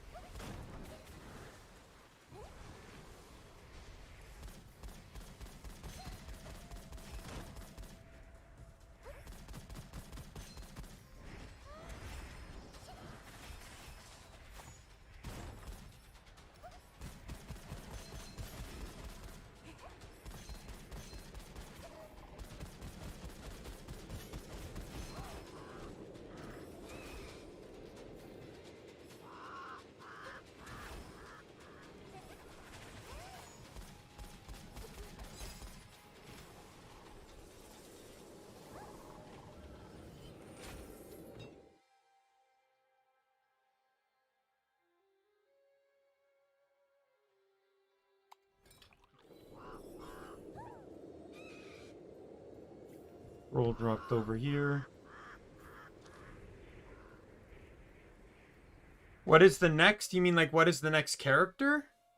He's a turtle that he basically kind of uses a shield and he punches. And it's absolutely awesome. I love him.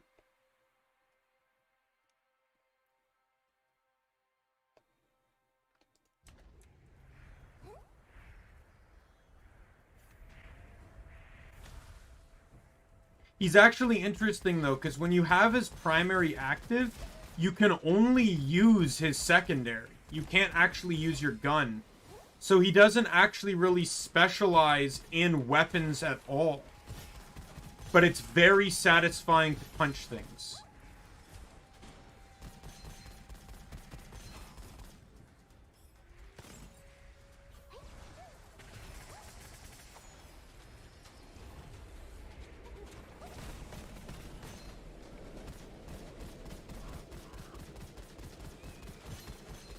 You're dead.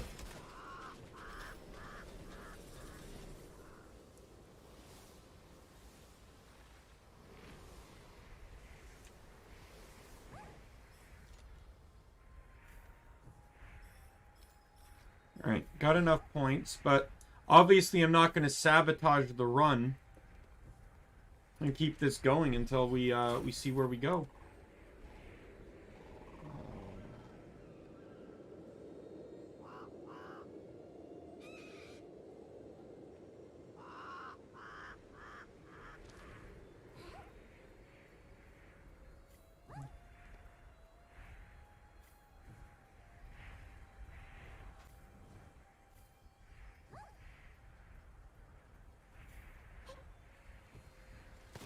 Yeah, that was one thing I did, though, is another reason why I was waiting till January to start the cross-stitching plans.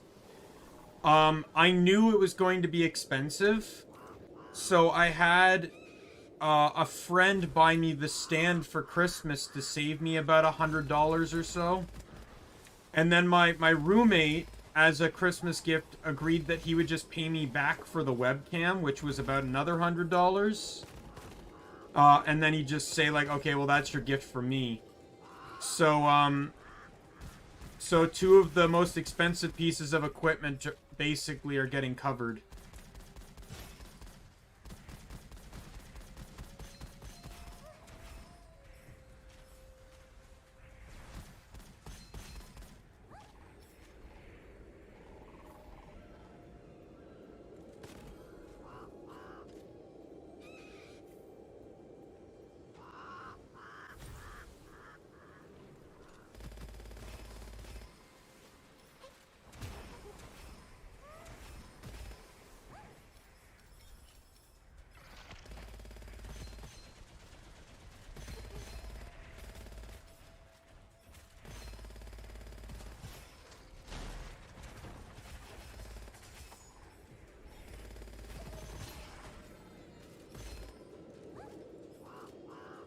Yeah, definitely better.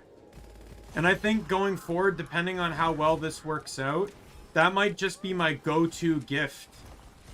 When people ask me, it's like, just get me like a craft store gift card or Amazon card or something, so I can, you know, save money on the next thing, because...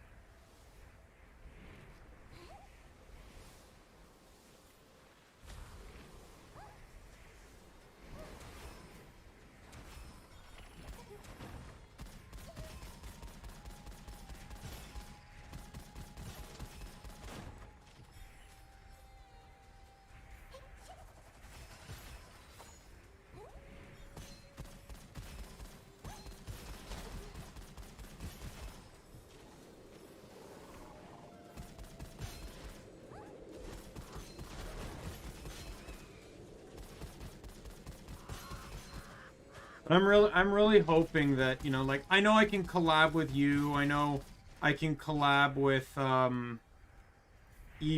and I know Mazzy and me, you know, we've talked about the idea, though we've not really discussed like games or anything. You know, I'm really, you know, those are people I can collab with, but I want to have like,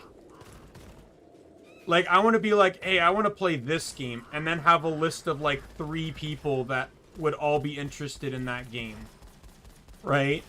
And I don't mean interested in like, oh, you know what, they're my friend, they'll play with me. I mean like interested as in like, oh yeah, I'm really looking forward to that kind of game, right? Like, I'm sure you would probably play almost any game with me if I asked you. There we go. But I'm talking about like games that fit people. So like, from what I see, you're a bit more of an FPS person.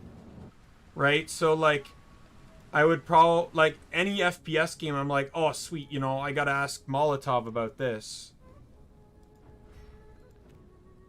There he is. He's been unlocked. Let's go. The starting weapon on the turtle is...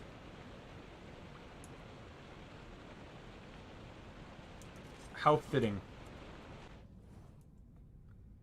I'm on a guy that's going to punch, and they give me a sword. Die.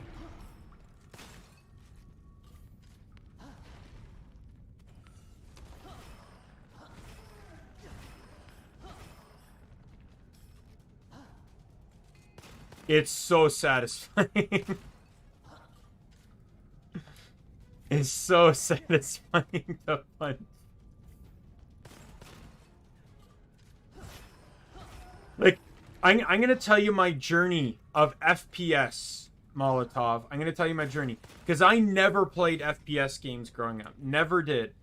First FPS game I owned was Left 4 Dead 2. But that's a bit different from FPS. And I used to play Halo with friends, but I was never as good as them. You know, even a multiplayer. I remember I played Gears of War, but that's third person. But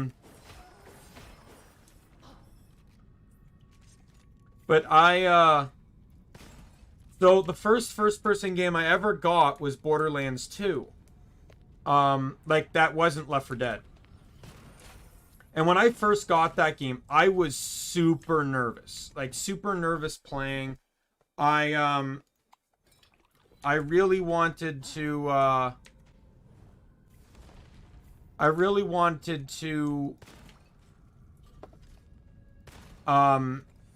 wanted to play it. It was fun. But I was so nervous of anything getting near me because I thought it would kill me. So I basically, like, to give you a description, I hugged the sniper rifle. I played so far away from the enemies that even after I missed 17 times, I could still kill them before they got near me. I was like that bad and stuff. And then I started getting a bit more comfortable, at least in like more mid-range. Then I played Zero. And Zero has two builds, right? Sniper or melee. I don't know what caused me to try melee, but I tried it, and I loved it.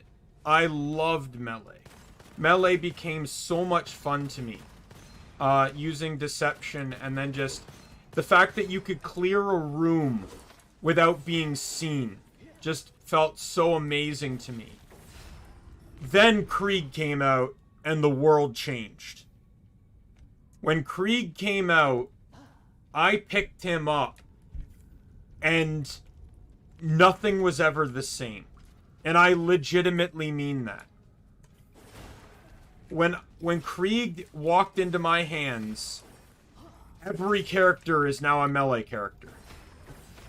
You've probably seen me play, like, especially maybe in this game, how reckless I can be in combat. Like, how, like, I'll zip straight in, even though I'm not doing the most well off.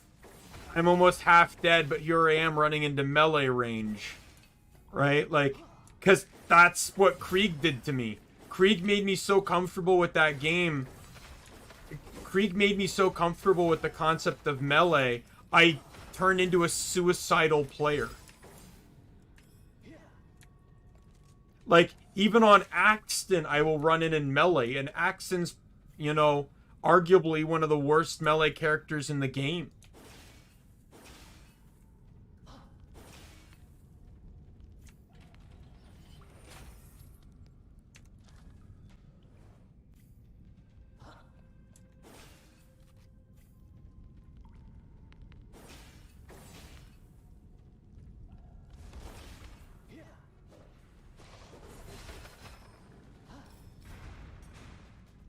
But I do appreciate that experience, because it's like, I still enjoy sniper rifles. Don't get me wrong. I'll still enjoy pulling a sniper out of a box and popping a few heads with it. Especially since my aim has gotten better since back then. Oh, Krieg is a different experience. I'll tell you that. Like, basically, Krieg's entire gimmick is to not have a shield. You do not want to have a shield while you are playing Krieg. And, well, it also depends on the build. If you're running melee, you don't want a shield. If you're running fire, you want to constantly be on fire. So you're always playing in some form of way that's a disadvantage to you. But you make up for it so much. Krieg's the most overpowered character in the franchise. Like, that's not a joke. There are actual runs where you play as Krieg without using a gun. In Borderlands.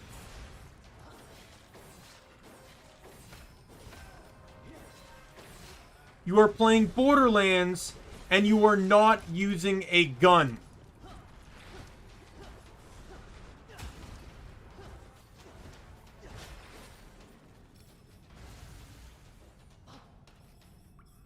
It's insane. Like, I talked about Zero being able to clear a room in one swing. Ha! Zero could clear a room without being seen, I mean. Krieg can clear a room with one attack. You hit the enemy, then you trigger Bloodsplosion, which does so much damage that it just keeps triggering and triggering, killing everything.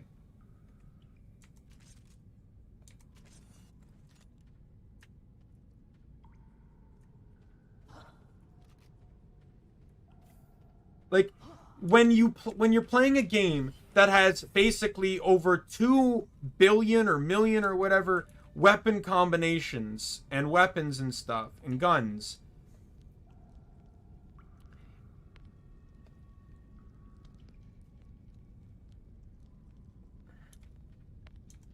and your character's so strong that he doesn't need any of them, yeah, balancing issues.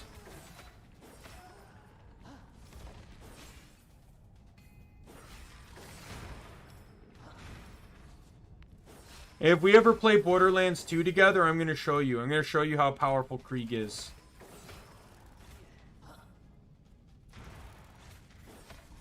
That might actually be something I do as a solo playthrough, is do a melee-only Krieg build. I've always been interested with that. I know some of the games have them too. Like, I think I saw...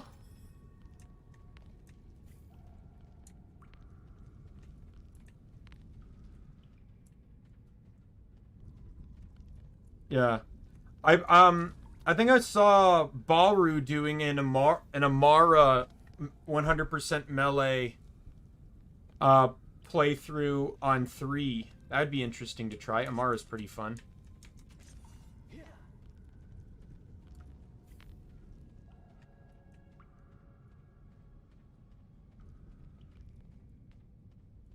Alright, sounds good.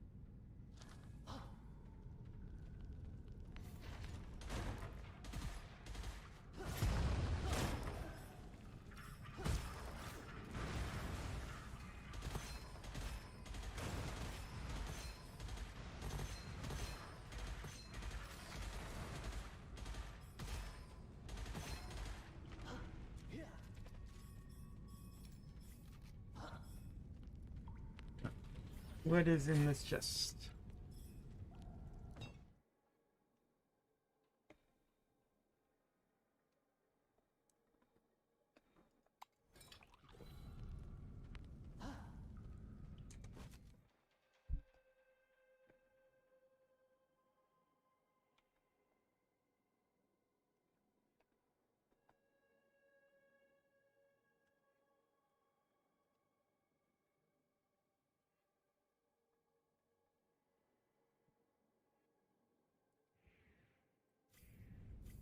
Alright, well, you got nothing.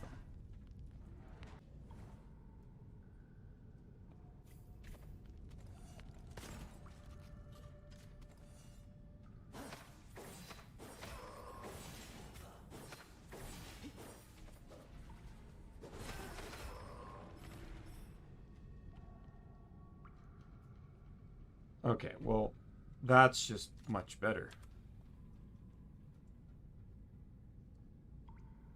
Okay, yeah, we'll take that.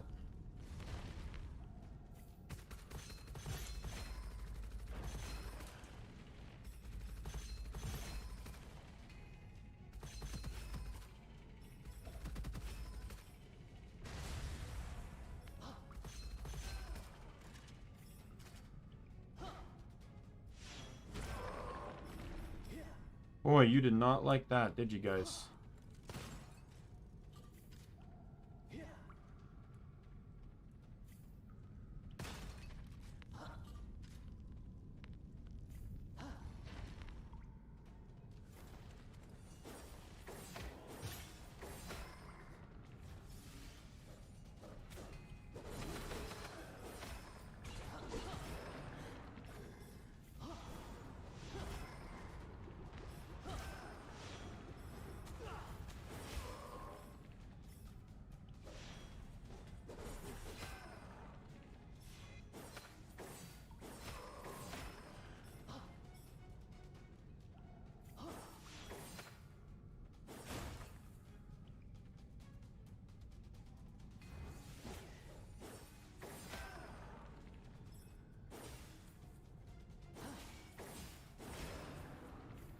Portal has been opened. Excellent.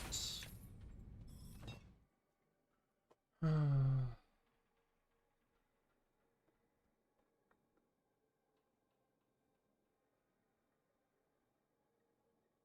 least one enemy is within 10 meters. Okay, well, I'll definitely take that because I'm suicidal.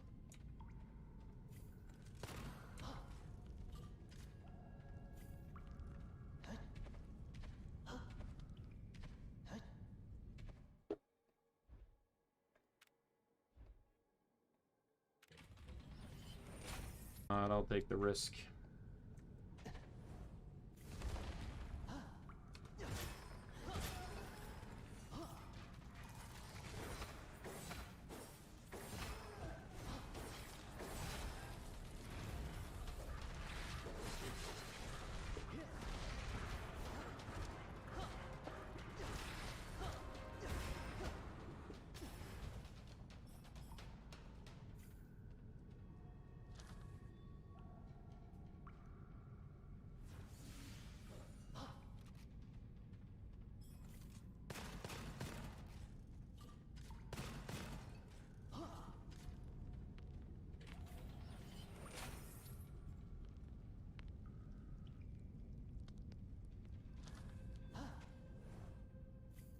Alrighty.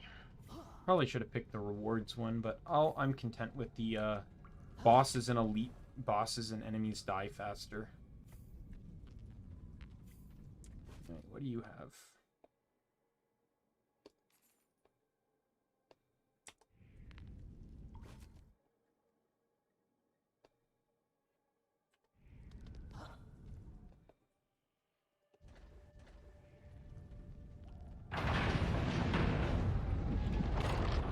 Oh, the golem. Not the most wanted fight.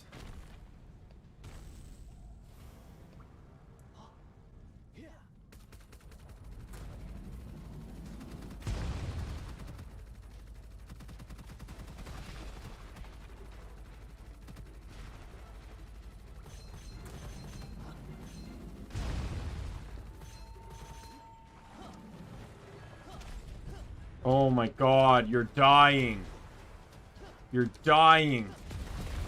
I just punched the golem to death.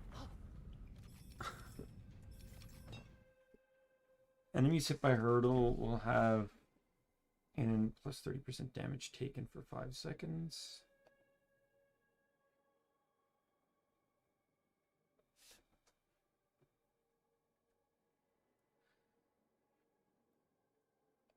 Oh, I'll definitely take solid shell.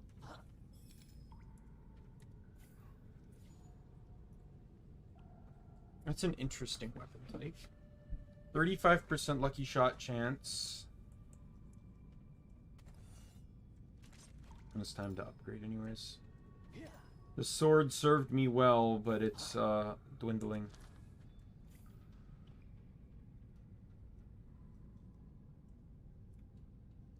Yeah, and that's fine. Like,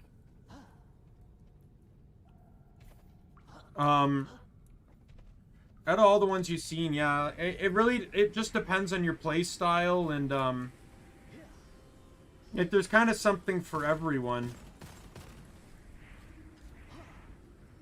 Like the bunny is very high DPS, I have to say. Like, especially it's like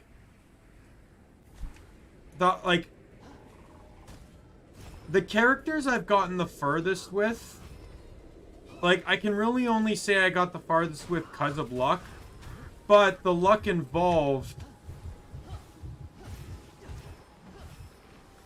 like, on the traits was so huge. Like, for example, the Tengu, he has some particular traits that can make him survive almost any outcome very, very easily. He has a very, like, he can get his armor back at the press of a button or two. Very simple for him to survive if you can get those, which is why I love him so much. Because he's also a close combat character, so you can play a bit suicidal and not completely destroy yourself in the process.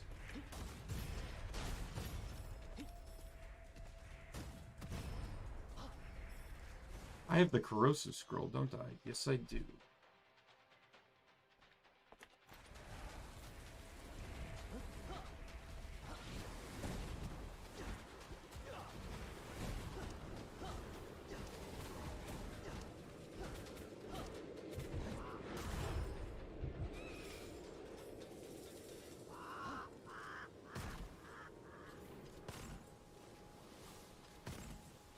It's actually weird. The bunny was almost introduced to be a melee character, but she's not really a melee character. She's just a sword character. Nothing in her traits specifically identify that she uses melee or swords or anything. All of her abilities just factor into her primary and her secondary skills, if anything, which can be used at any range, almost.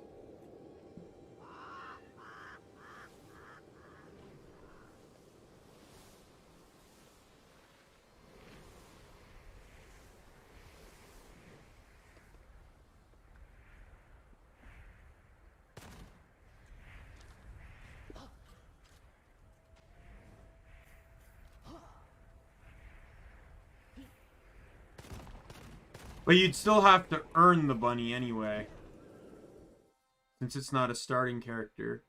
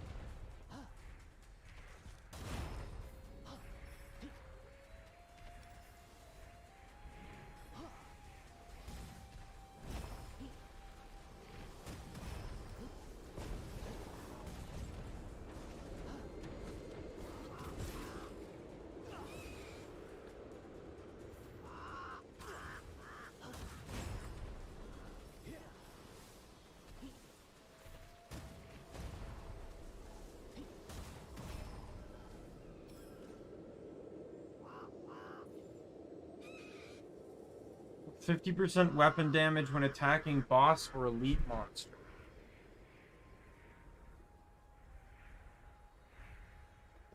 That's not bad.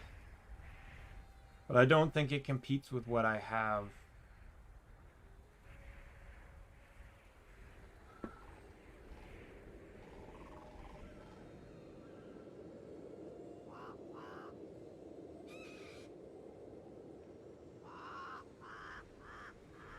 I'll take it.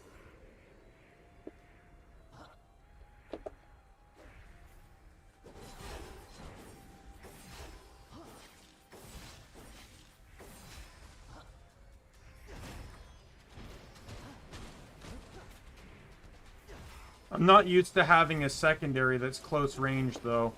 I make that mistake all the time with the Tengu.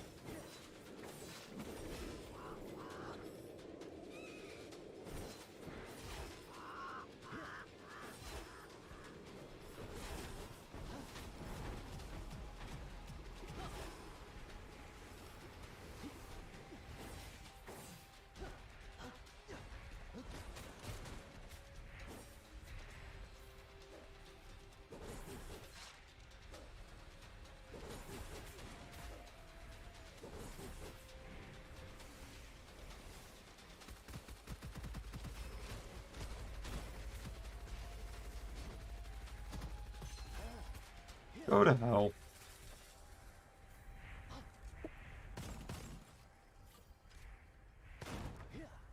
Whoa.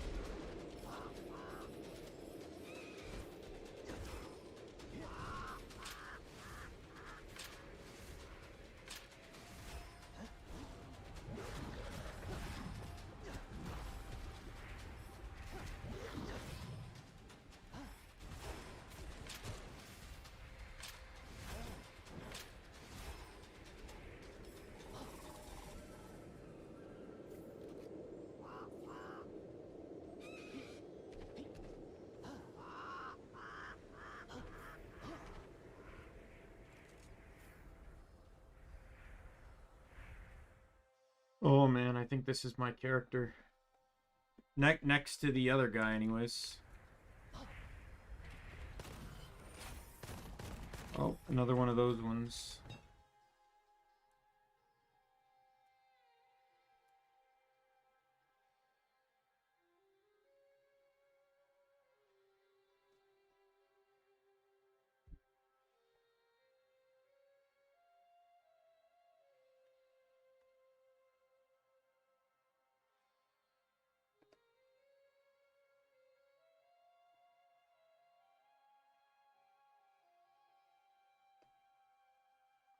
Oh my god, that's gonna be huge.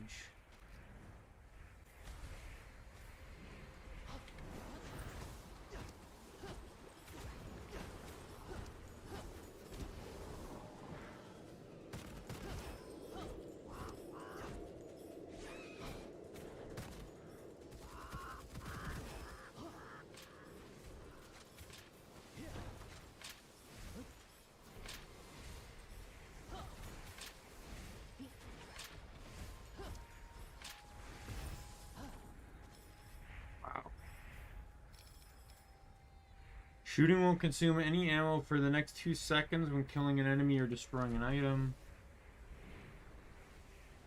A not so great sniper. And dash now does a thundering imprisoning effect, which is actually great.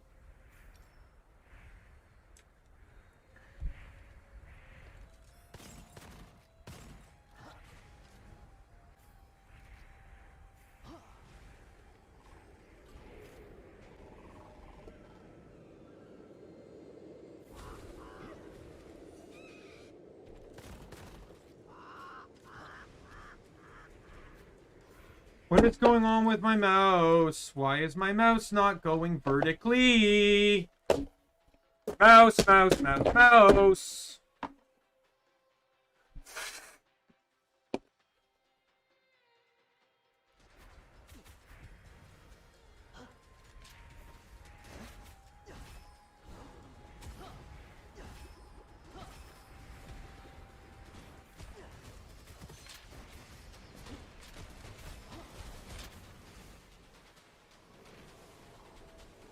Take that loss and I'll use it to upgrade my guys. Do that, do that. No, it's just something that happens with my mouse every now and then.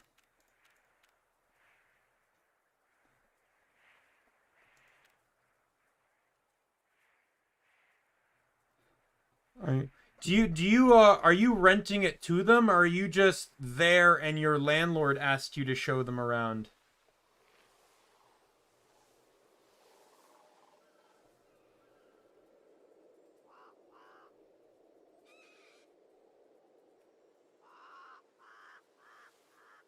Hello.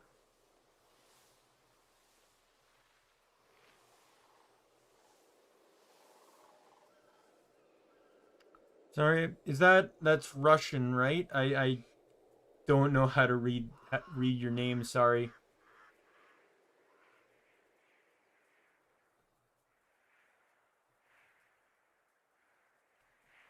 I don't know, I think that's up to her to say. She I don't know why she picked the name Molotov.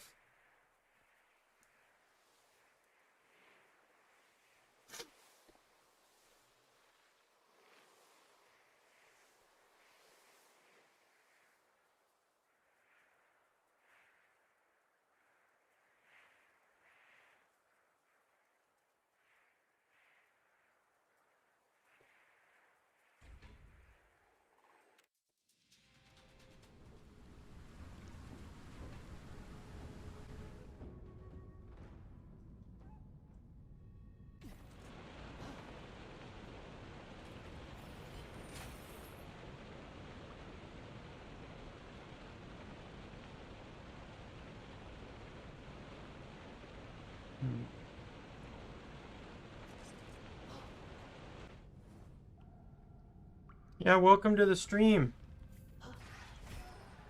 Glad you decided to swing by and say hi. Playing some GunFire Reborn right now. Just unlocked the last character.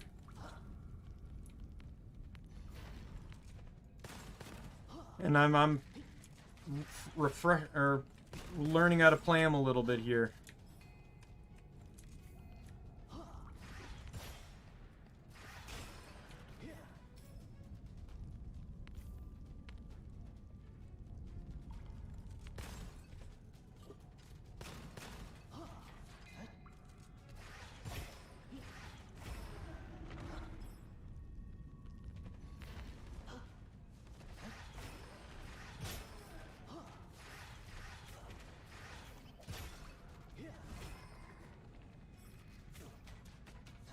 No, I actually both me and Molotov had the same illustrator make our avatars.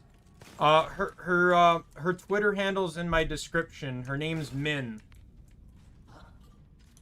She both illustrated and modeled and rigged the model. She did a really great job on both of ours.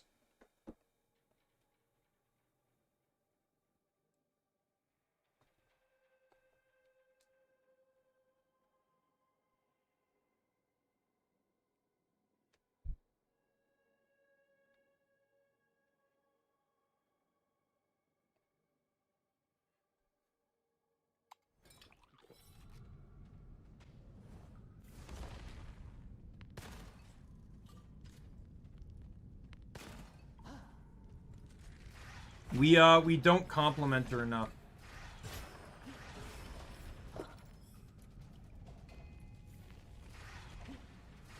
Was really fun to work with. Highly recommend.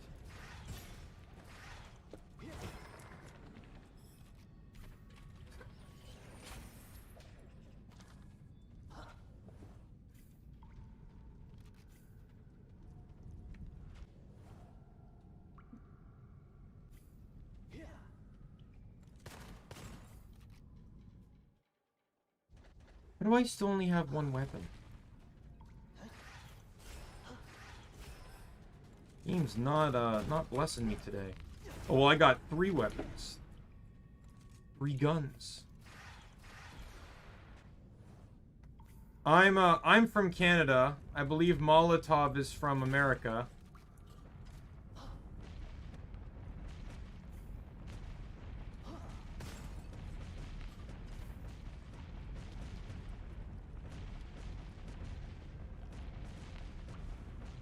Yeah, she still needs to work on... She's still working on my arm. Like, you know, my scepter. I have that, and then I have this. She promised to make a more fluid motion between this and this.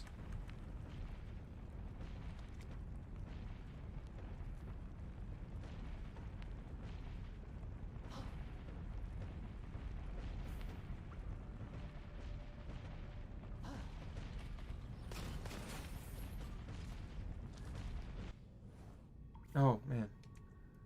Get back in there. I want to get the other scroll.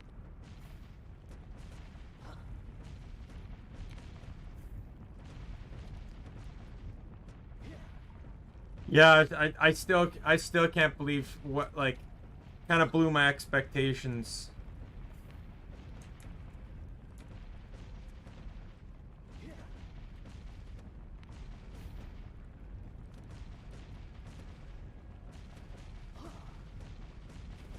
This one.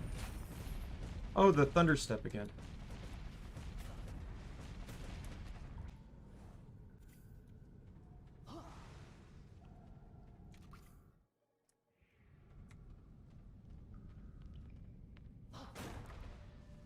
Where am I going?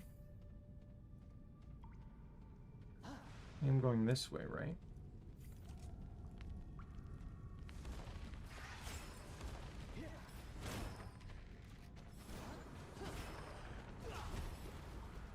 I'm still getting used to the dash when this shield goes up, because it turns into a tidal wave attack. It's a bit disorienting.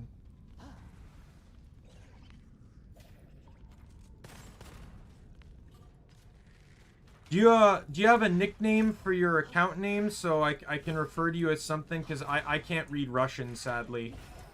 And I'd love to refer to you as something.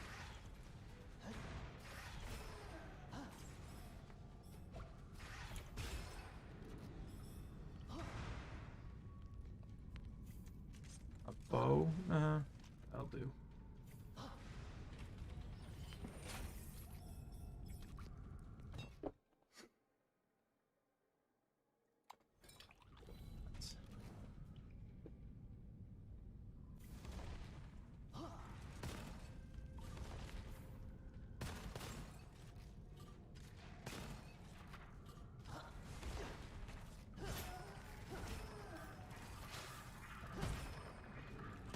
Nikolai? Alright, sounds good. Welcome to the stream.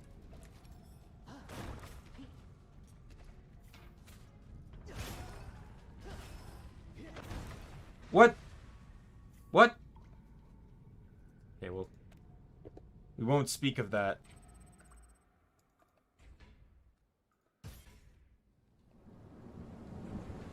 Never happened. Run mysteriously ended. We'll start another one.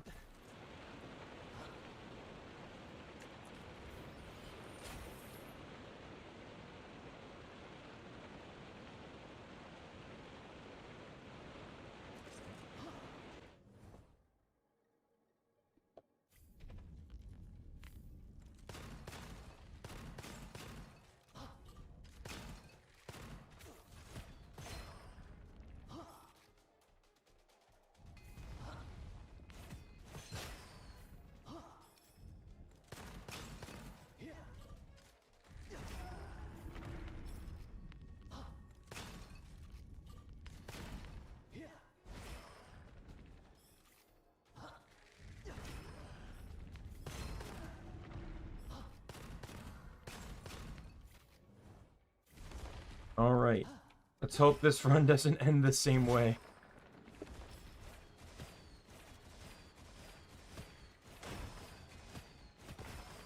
There we go.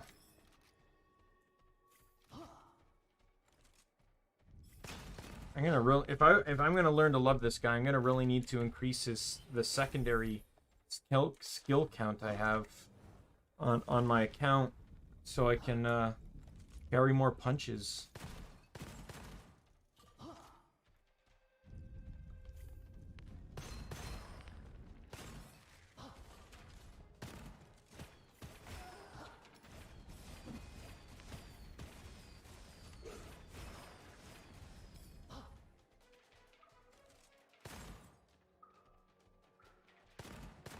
Alright. Well, thanks for stopping by. Yeah, I imagine it's probably really late in Russia right now. Didn't even think of that. Well, definitely thanks for swinging by even at this late hour. I hope you have a good sleep or whatever you're doing at the moment. Thanks for swinging by.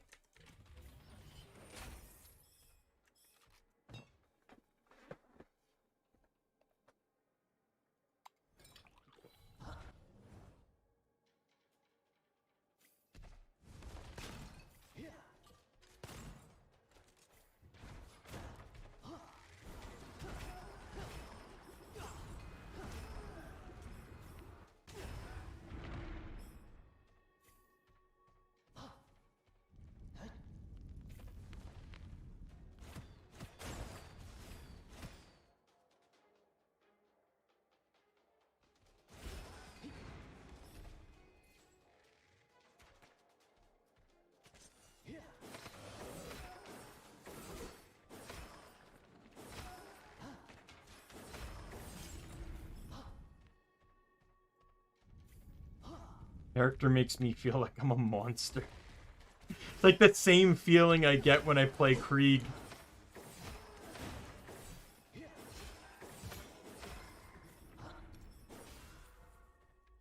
Just swinging a blade, like, just like hoping for blood to spray and everyone to die.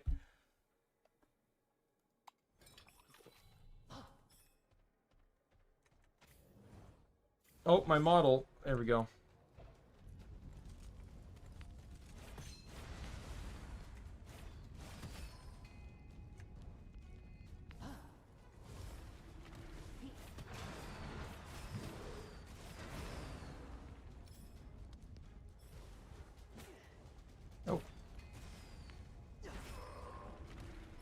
Don't get to hit me from behind.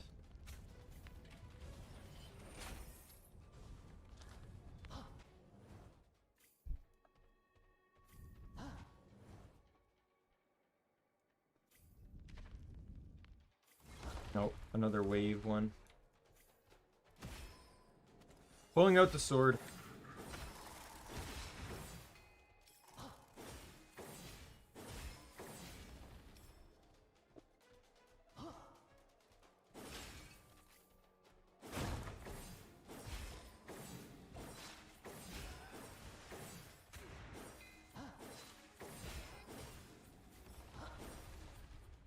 You know, I gotta say, Molotov.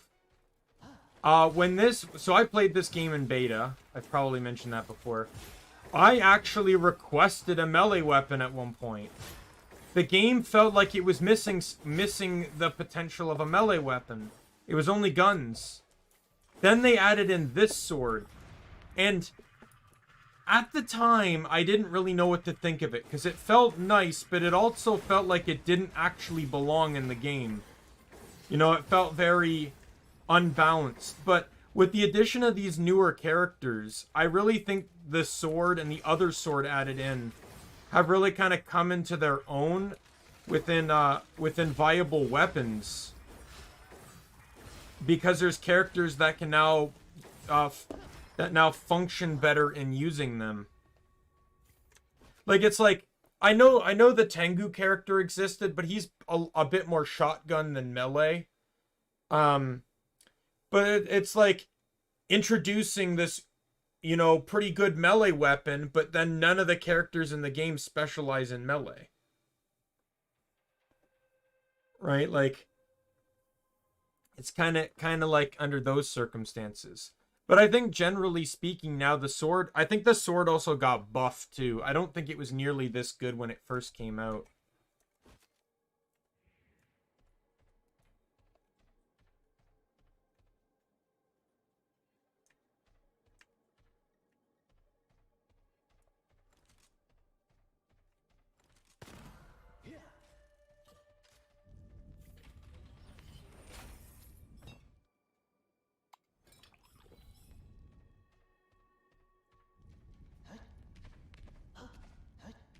Oh no, I didn't really change much to the turtle.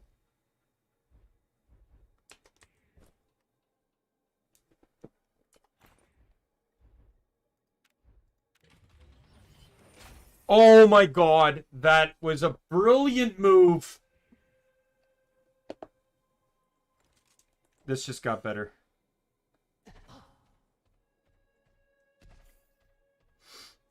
Yeah, like all I did was end up buying these 2 talents on him. So when I have my shield out, if I retract it every second remaining on the original duration, I get a 10% cooldown.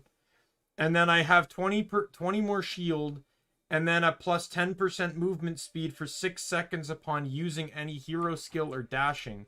So I've really just kind of increased his mobility a little bit. I didn't really change too much. It's just I'm because of Krieg, I'm very familiar with his fighting style. Very, very familiar.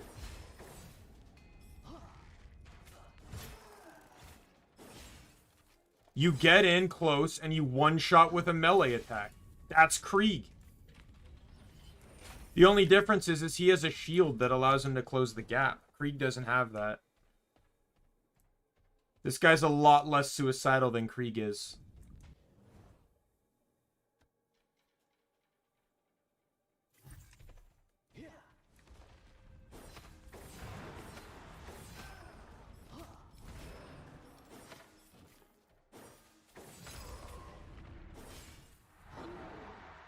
Lone Ranger, are you kidding me?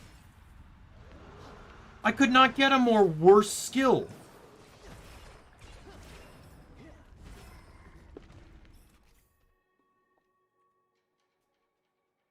Okay, well, there's that changes happening. Let's get rid of Lone Ranger. I don't need Lone Ranger. I'll take the money.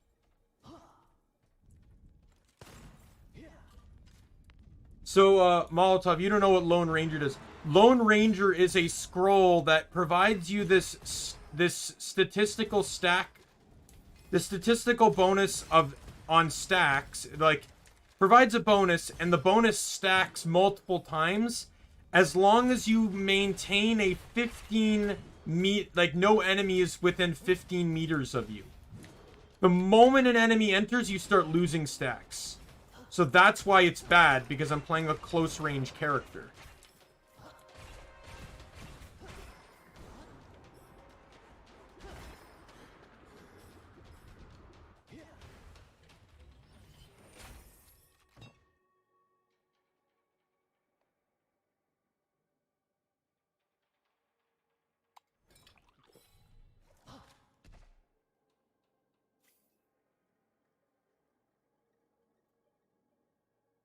You know what? I have to actually make that change. Because I just realized I'm wielding 2 of the same weapon type here. I'm gonna swap out the sword, I think. Because there's a lot of powerful bonuses that can stack on that thing.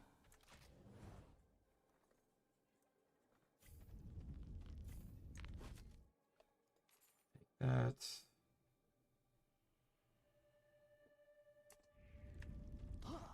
Oh, I don't have any secondaries. Let's fix that.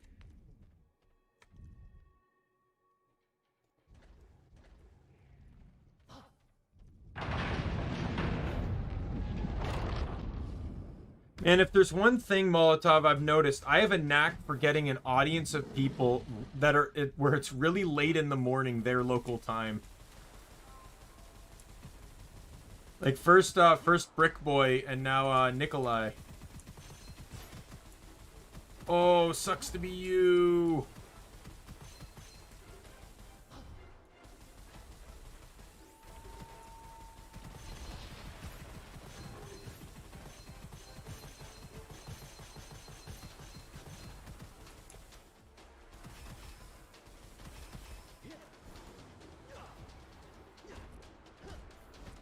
I can punch too.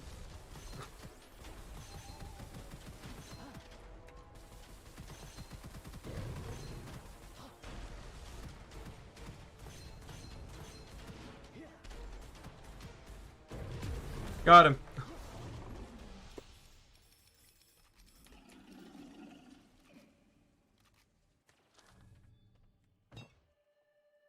An enemy is defeated while holding Apis. Hurdle will have no cooldown for the next 2 seconds.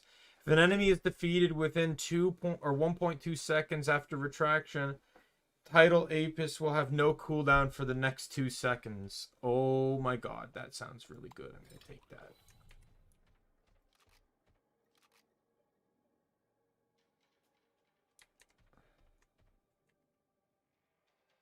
Alright, I think I'm going to keep the weapons I got.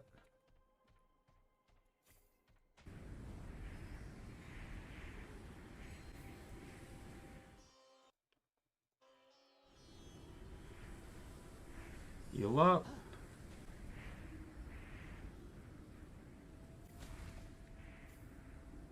Yo, bandit!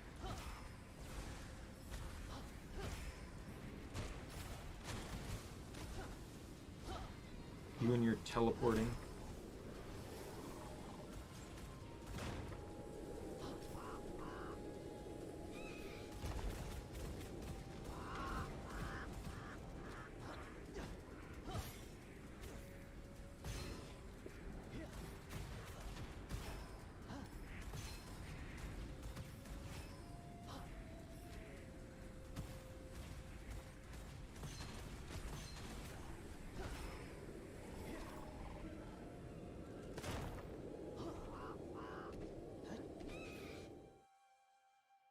Oh, I can upgrade these again.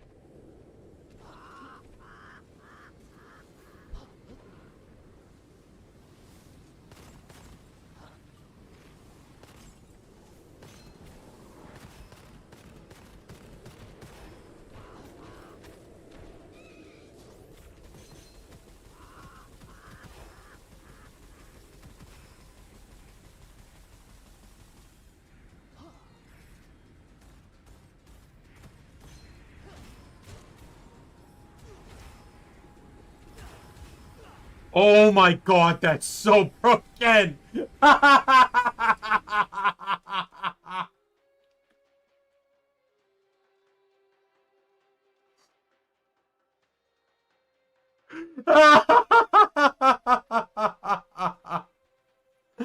Oh, that was good. Oh my god, I waterboarded them.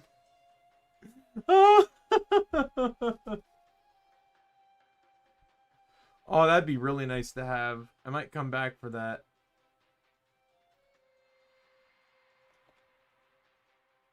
How much is it? I just need like 100 more. 100 more coins. Oh my god, that was brilliant.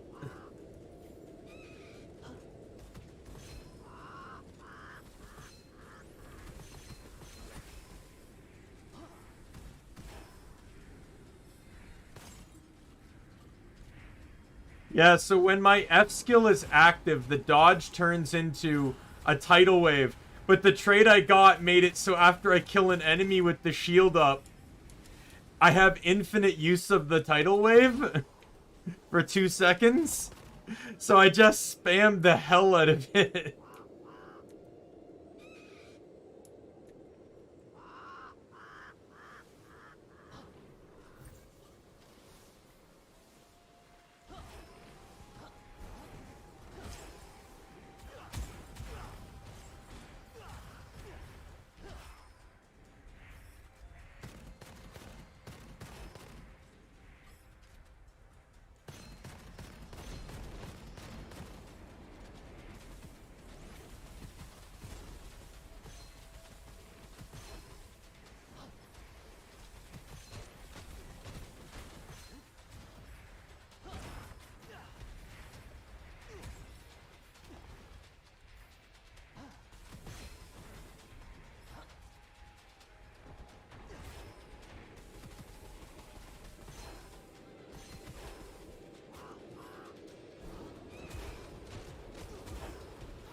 Oh, it's so disorienting, but it's so much fun.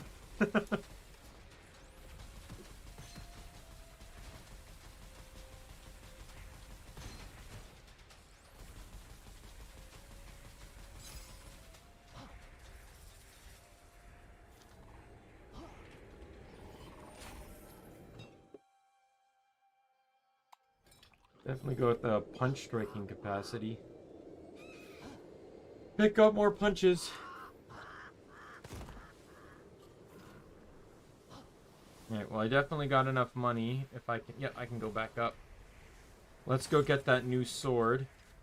Where it does 50% more damage when you are within 5 meters of an enemy. Way too good to pass that up on this character.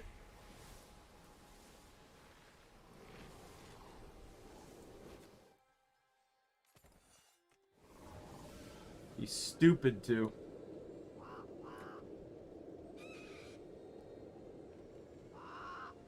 I find, like, you'll learn this about me. You probably already have, Molotov. I find when things are so broken they're ridiculous, I find that to be just a hysterical thing. Like when you do so much damage that it's just a joke is so funny to me.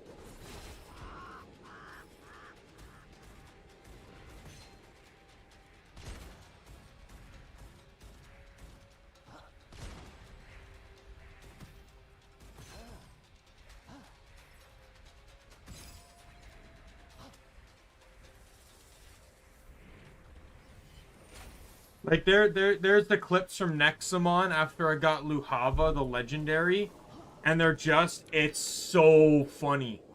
It's so funny.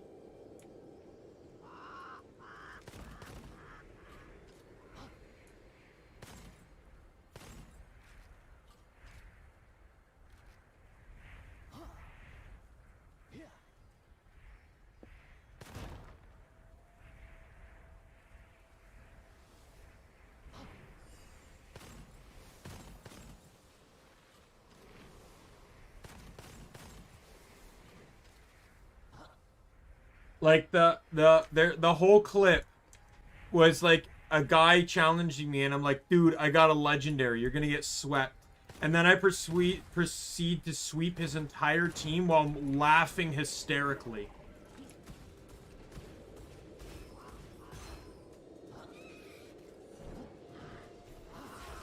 I still gotta upload that one to Twitter though, and me finding the legendary. I got behind on that.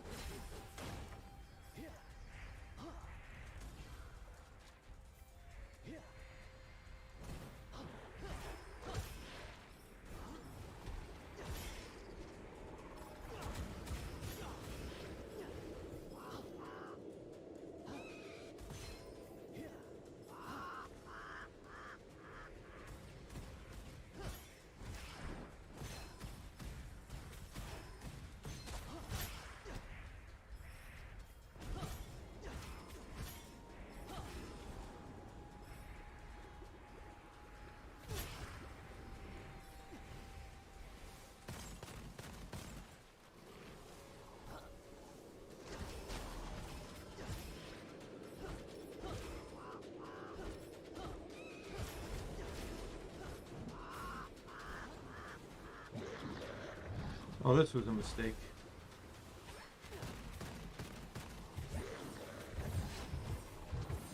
Yep. I ran out of punches.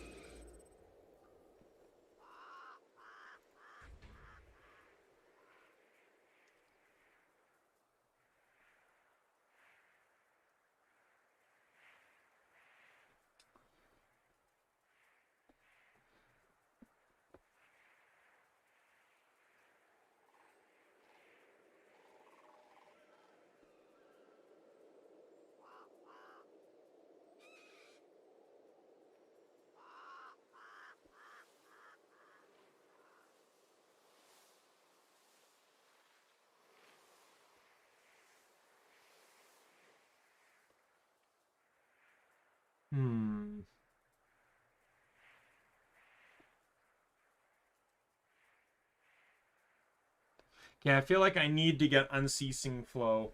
Holding Aspis will restore 1 striking punch every 2 seconds. That seems like it's almost a necessary talent. Gonna go again. Probably might be. I might make this my last run. We'll see.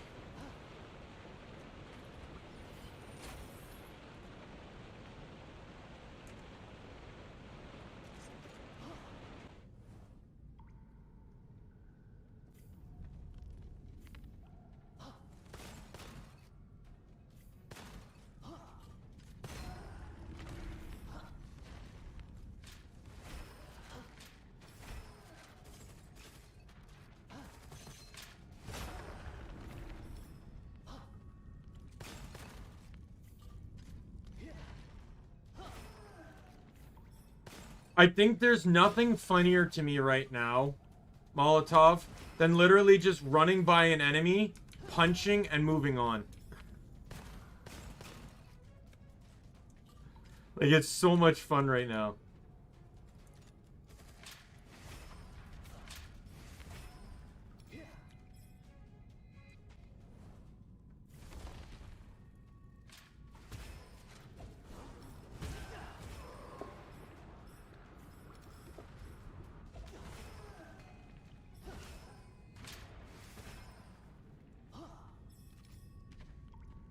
It's just so funny to just be able to casually kill like that.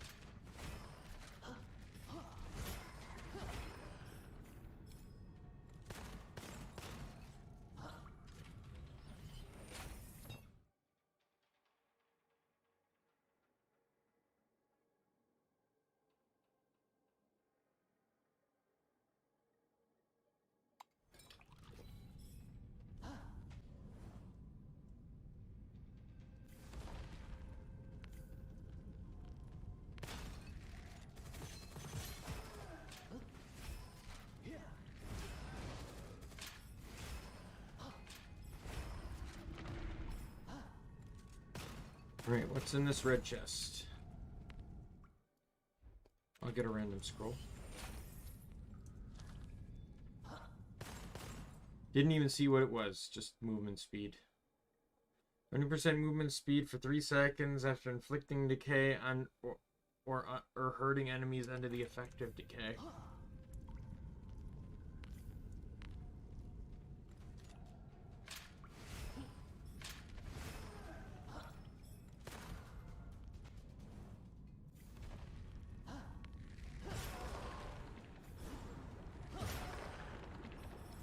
Oh, that was easy. This one again. This one was probably half the reason why I might have died in one of those other runs. Oh well. It doesn't hurt to grind gold early on.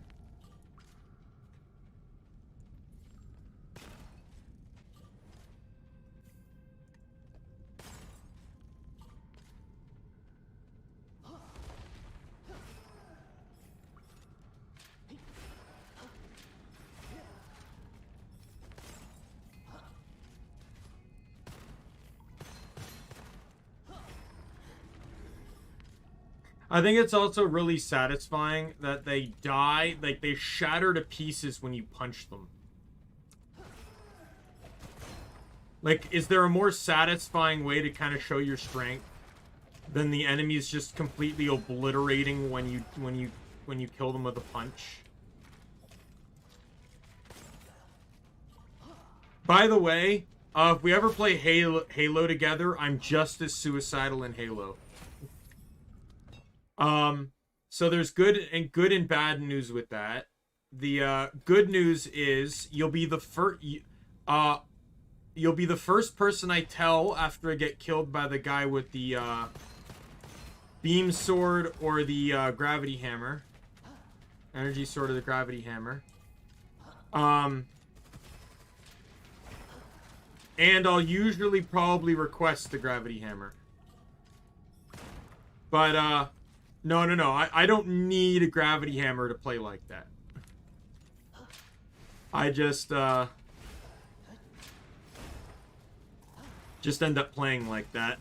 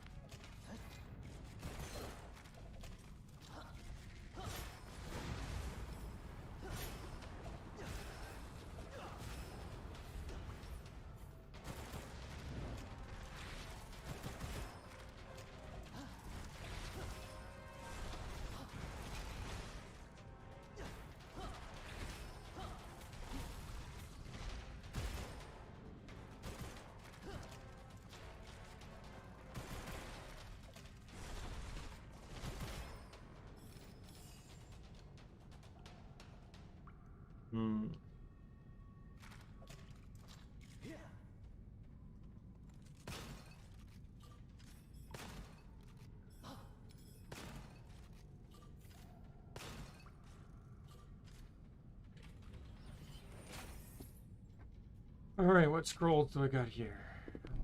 Effect. Thunderstep on dash. Oh, 3 dashes. Let's go.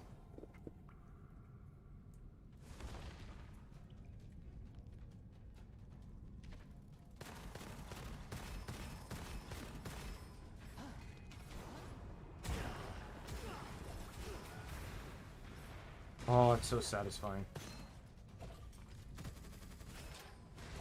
I never thought the 3 dashes scroll would be an offensive utility tool.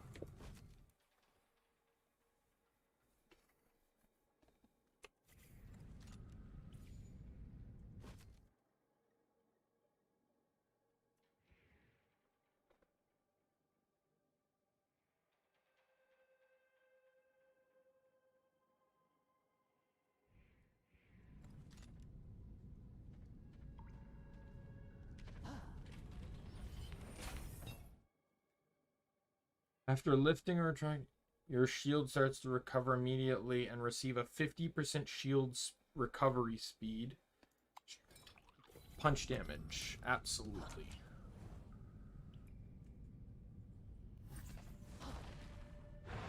Hey, you have a shield? Okay. I'm just getting super cocky because of how this guy plays. Oh, hey!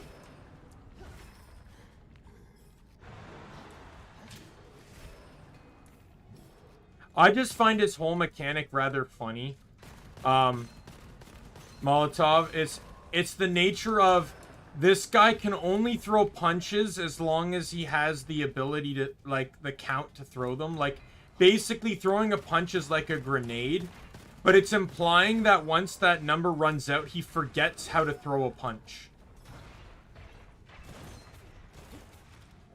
Unless the punch he's throwing, because he...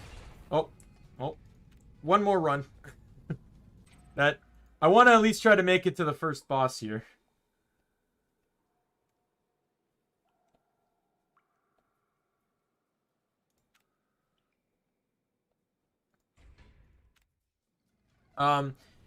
Unless he's using, like, because his secondary pickup is shells. And it makes me wonder if he's using shells like brass knuckles.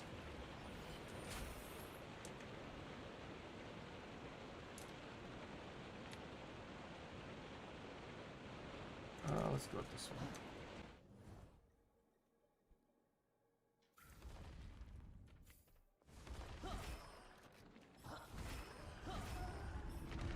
All right.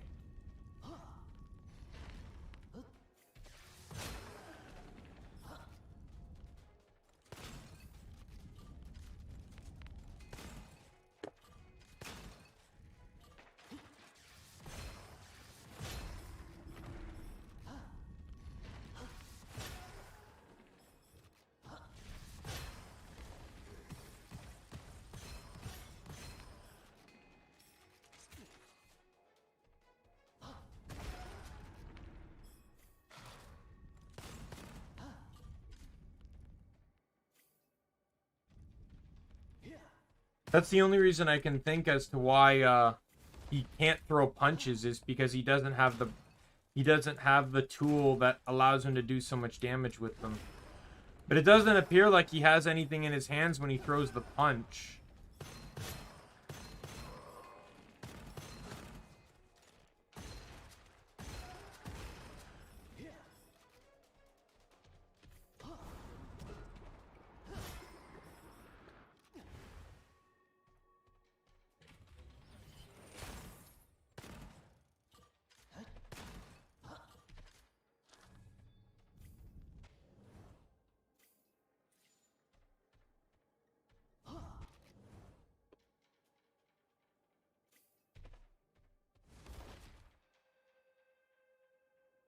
Alright. I think that's probably the best I'm going to get right there.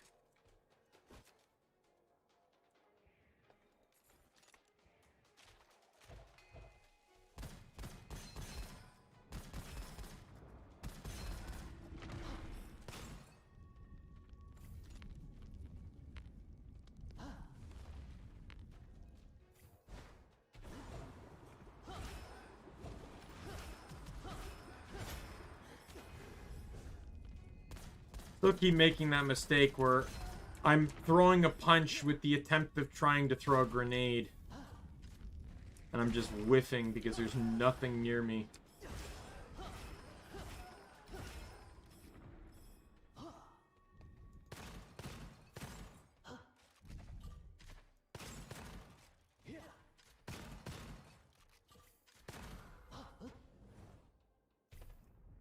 Oh, this one.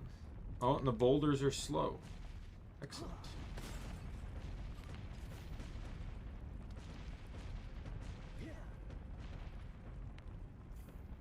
You know, I learned a little bit of a glitch on this puzzle, Molotov. If you're playing as the Tengu, his F ability, his primary skill is a leap. If you use leap in this room, the boulders don't hurt you. You can just phase right through the boulders.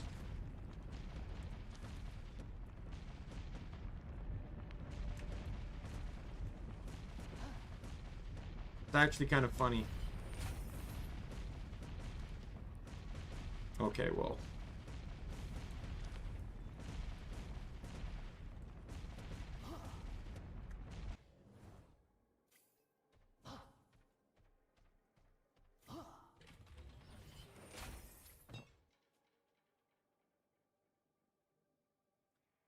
That was actually one of the easier ones. The boulders can move much faster than that.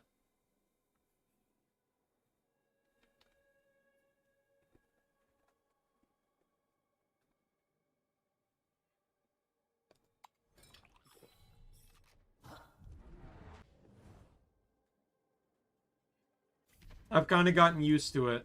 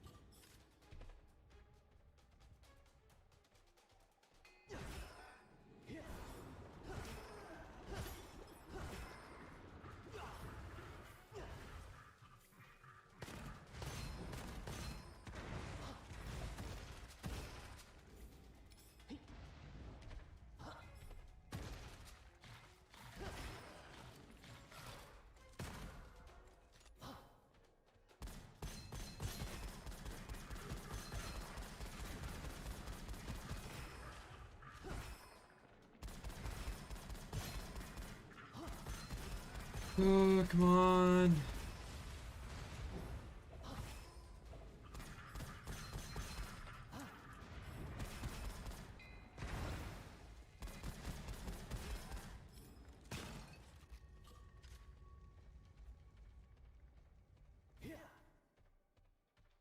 Now, a new weapon dropped over here.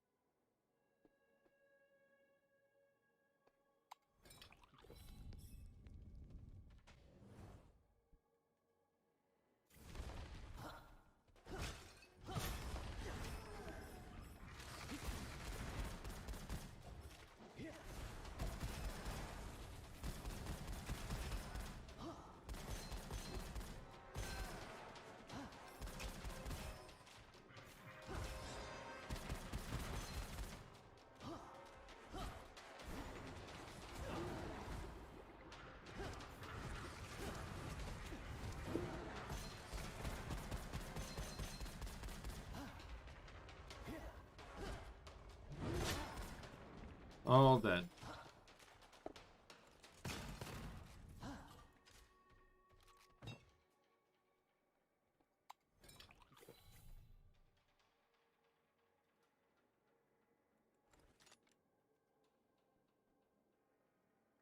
Yeah, well, this one's much better.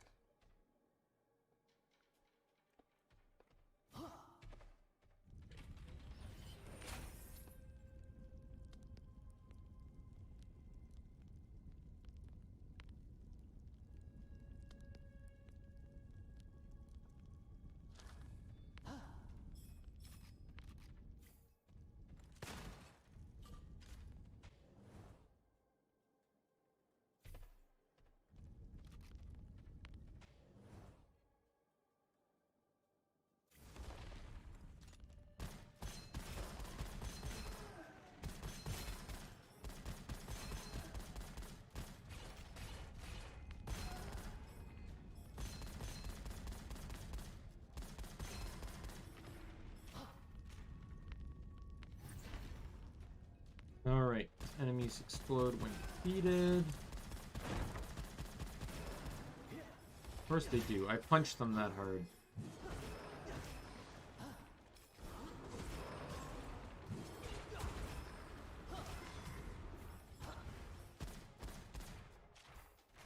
This is absolutely fun.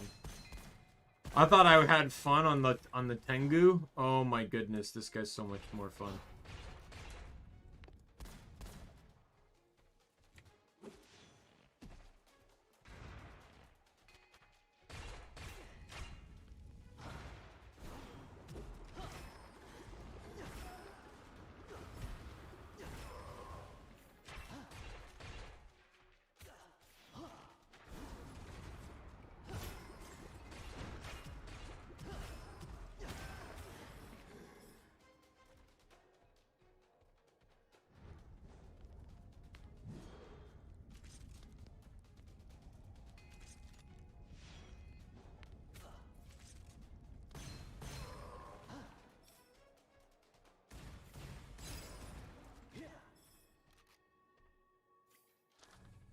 That Devil's Covenant thing is showing up way more often than I would like it to.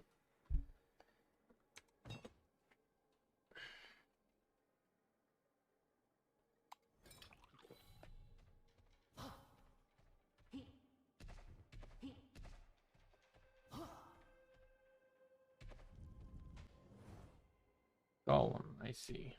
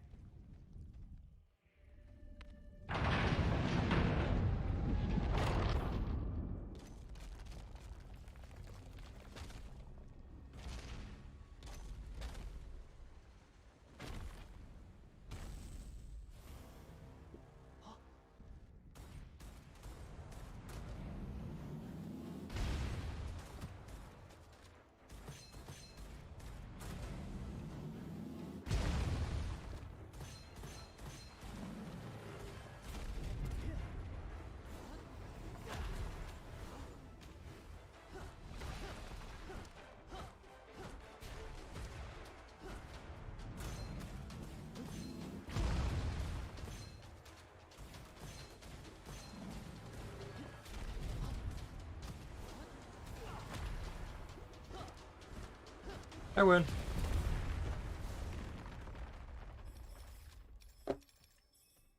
Almost felt like a joke, not gonna lie.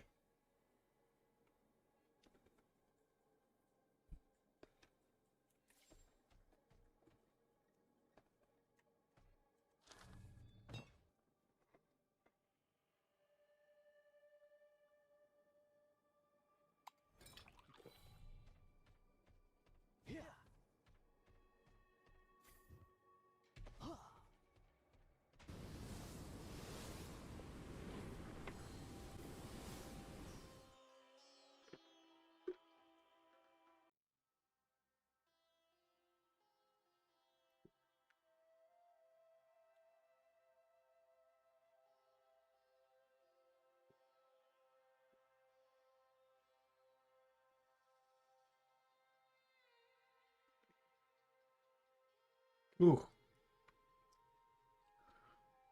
Yeah. Does feel satisfying. Sometimes there's an underwhelming drop, but usually it's pretty good. Sometimes, though, it's also like, hey, look, 4 guns dropped, and they're all awful. So, you know, like I said, there's a lot of RNG in this game. I've just come to kind of, like, just sweep through everything, accept what's better, deny what's not, and move on.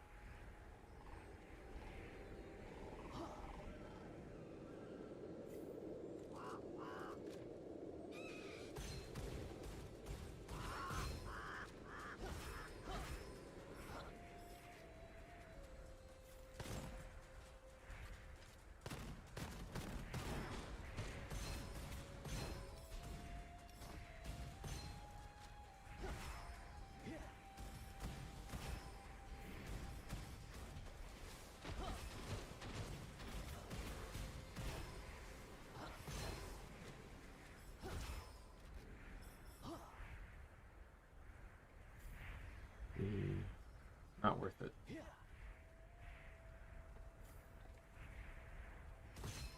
Oh my god. That guy didn't even see it coming. I woke him up. I woke him up just to put him to sleep.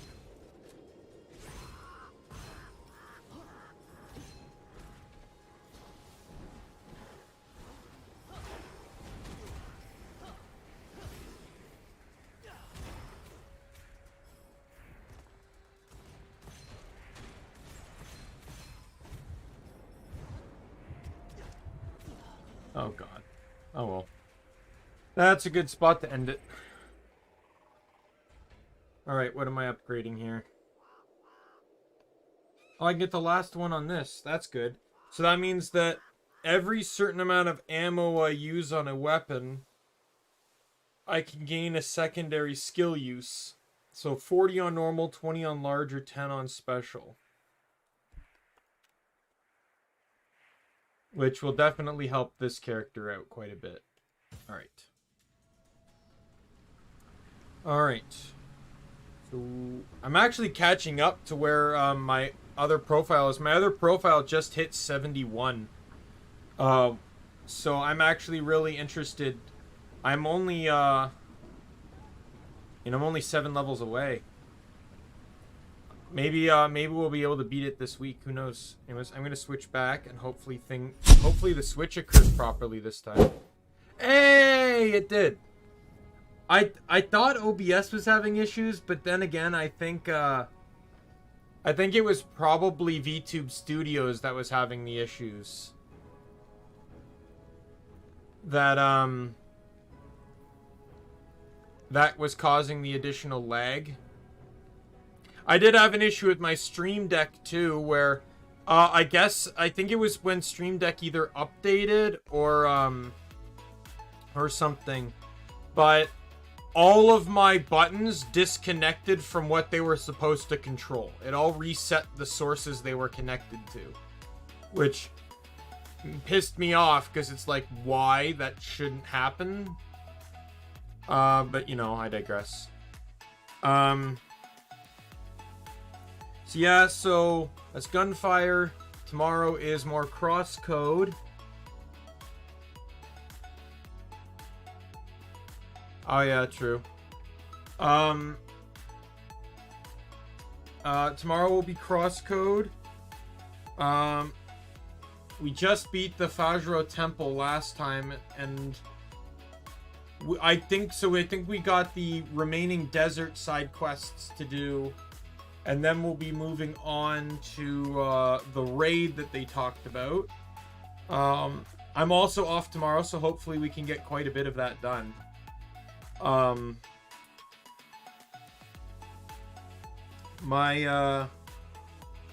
Hopefully tomorrow I can see about the fabric and stuff for my design. I'm actually going to see about like, I might ask an employee, like, how much thread do you actually have in stock? Crossfire? What? Are you mixing up the names of the games? GunFire Reborn and Crosscode? Or did I say Crossfire by mistake? I might have mixed up the names of the games.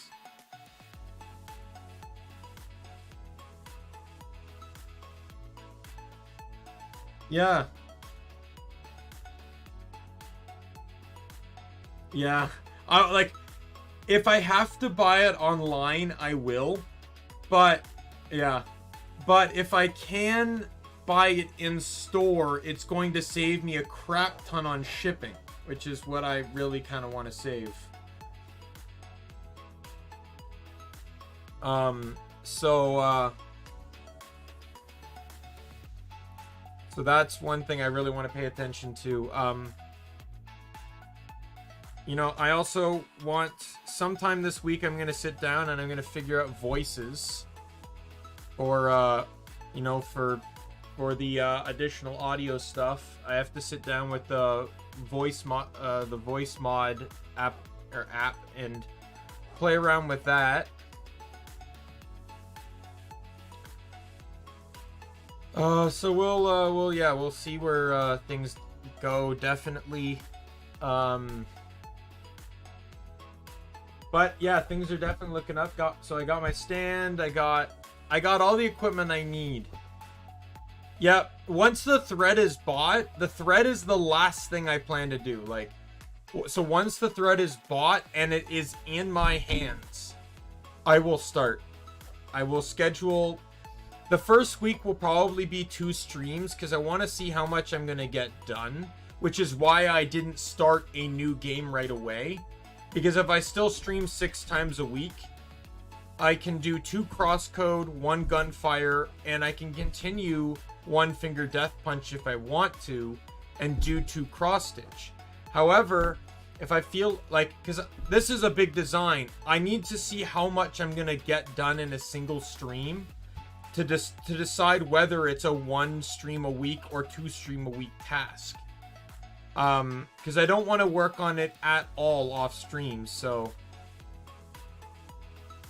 but yeah, I'll definitely keep things posted on the thread buying and all that sort of stuff. There'll be a tweet going once everything's settled. Hopefully this whole thing works out well. I'm excited because I get to promote the stream using Callie's art tag, which hopefully I don't get in trouble for doing. I don't see how I would, because I'm technically making Callie art. So hopefully that'll also bring in some people. So yeah, so we'll definitely see where everything's gonna go. But yeah, that's so that's the stream for today. One sec, drop something.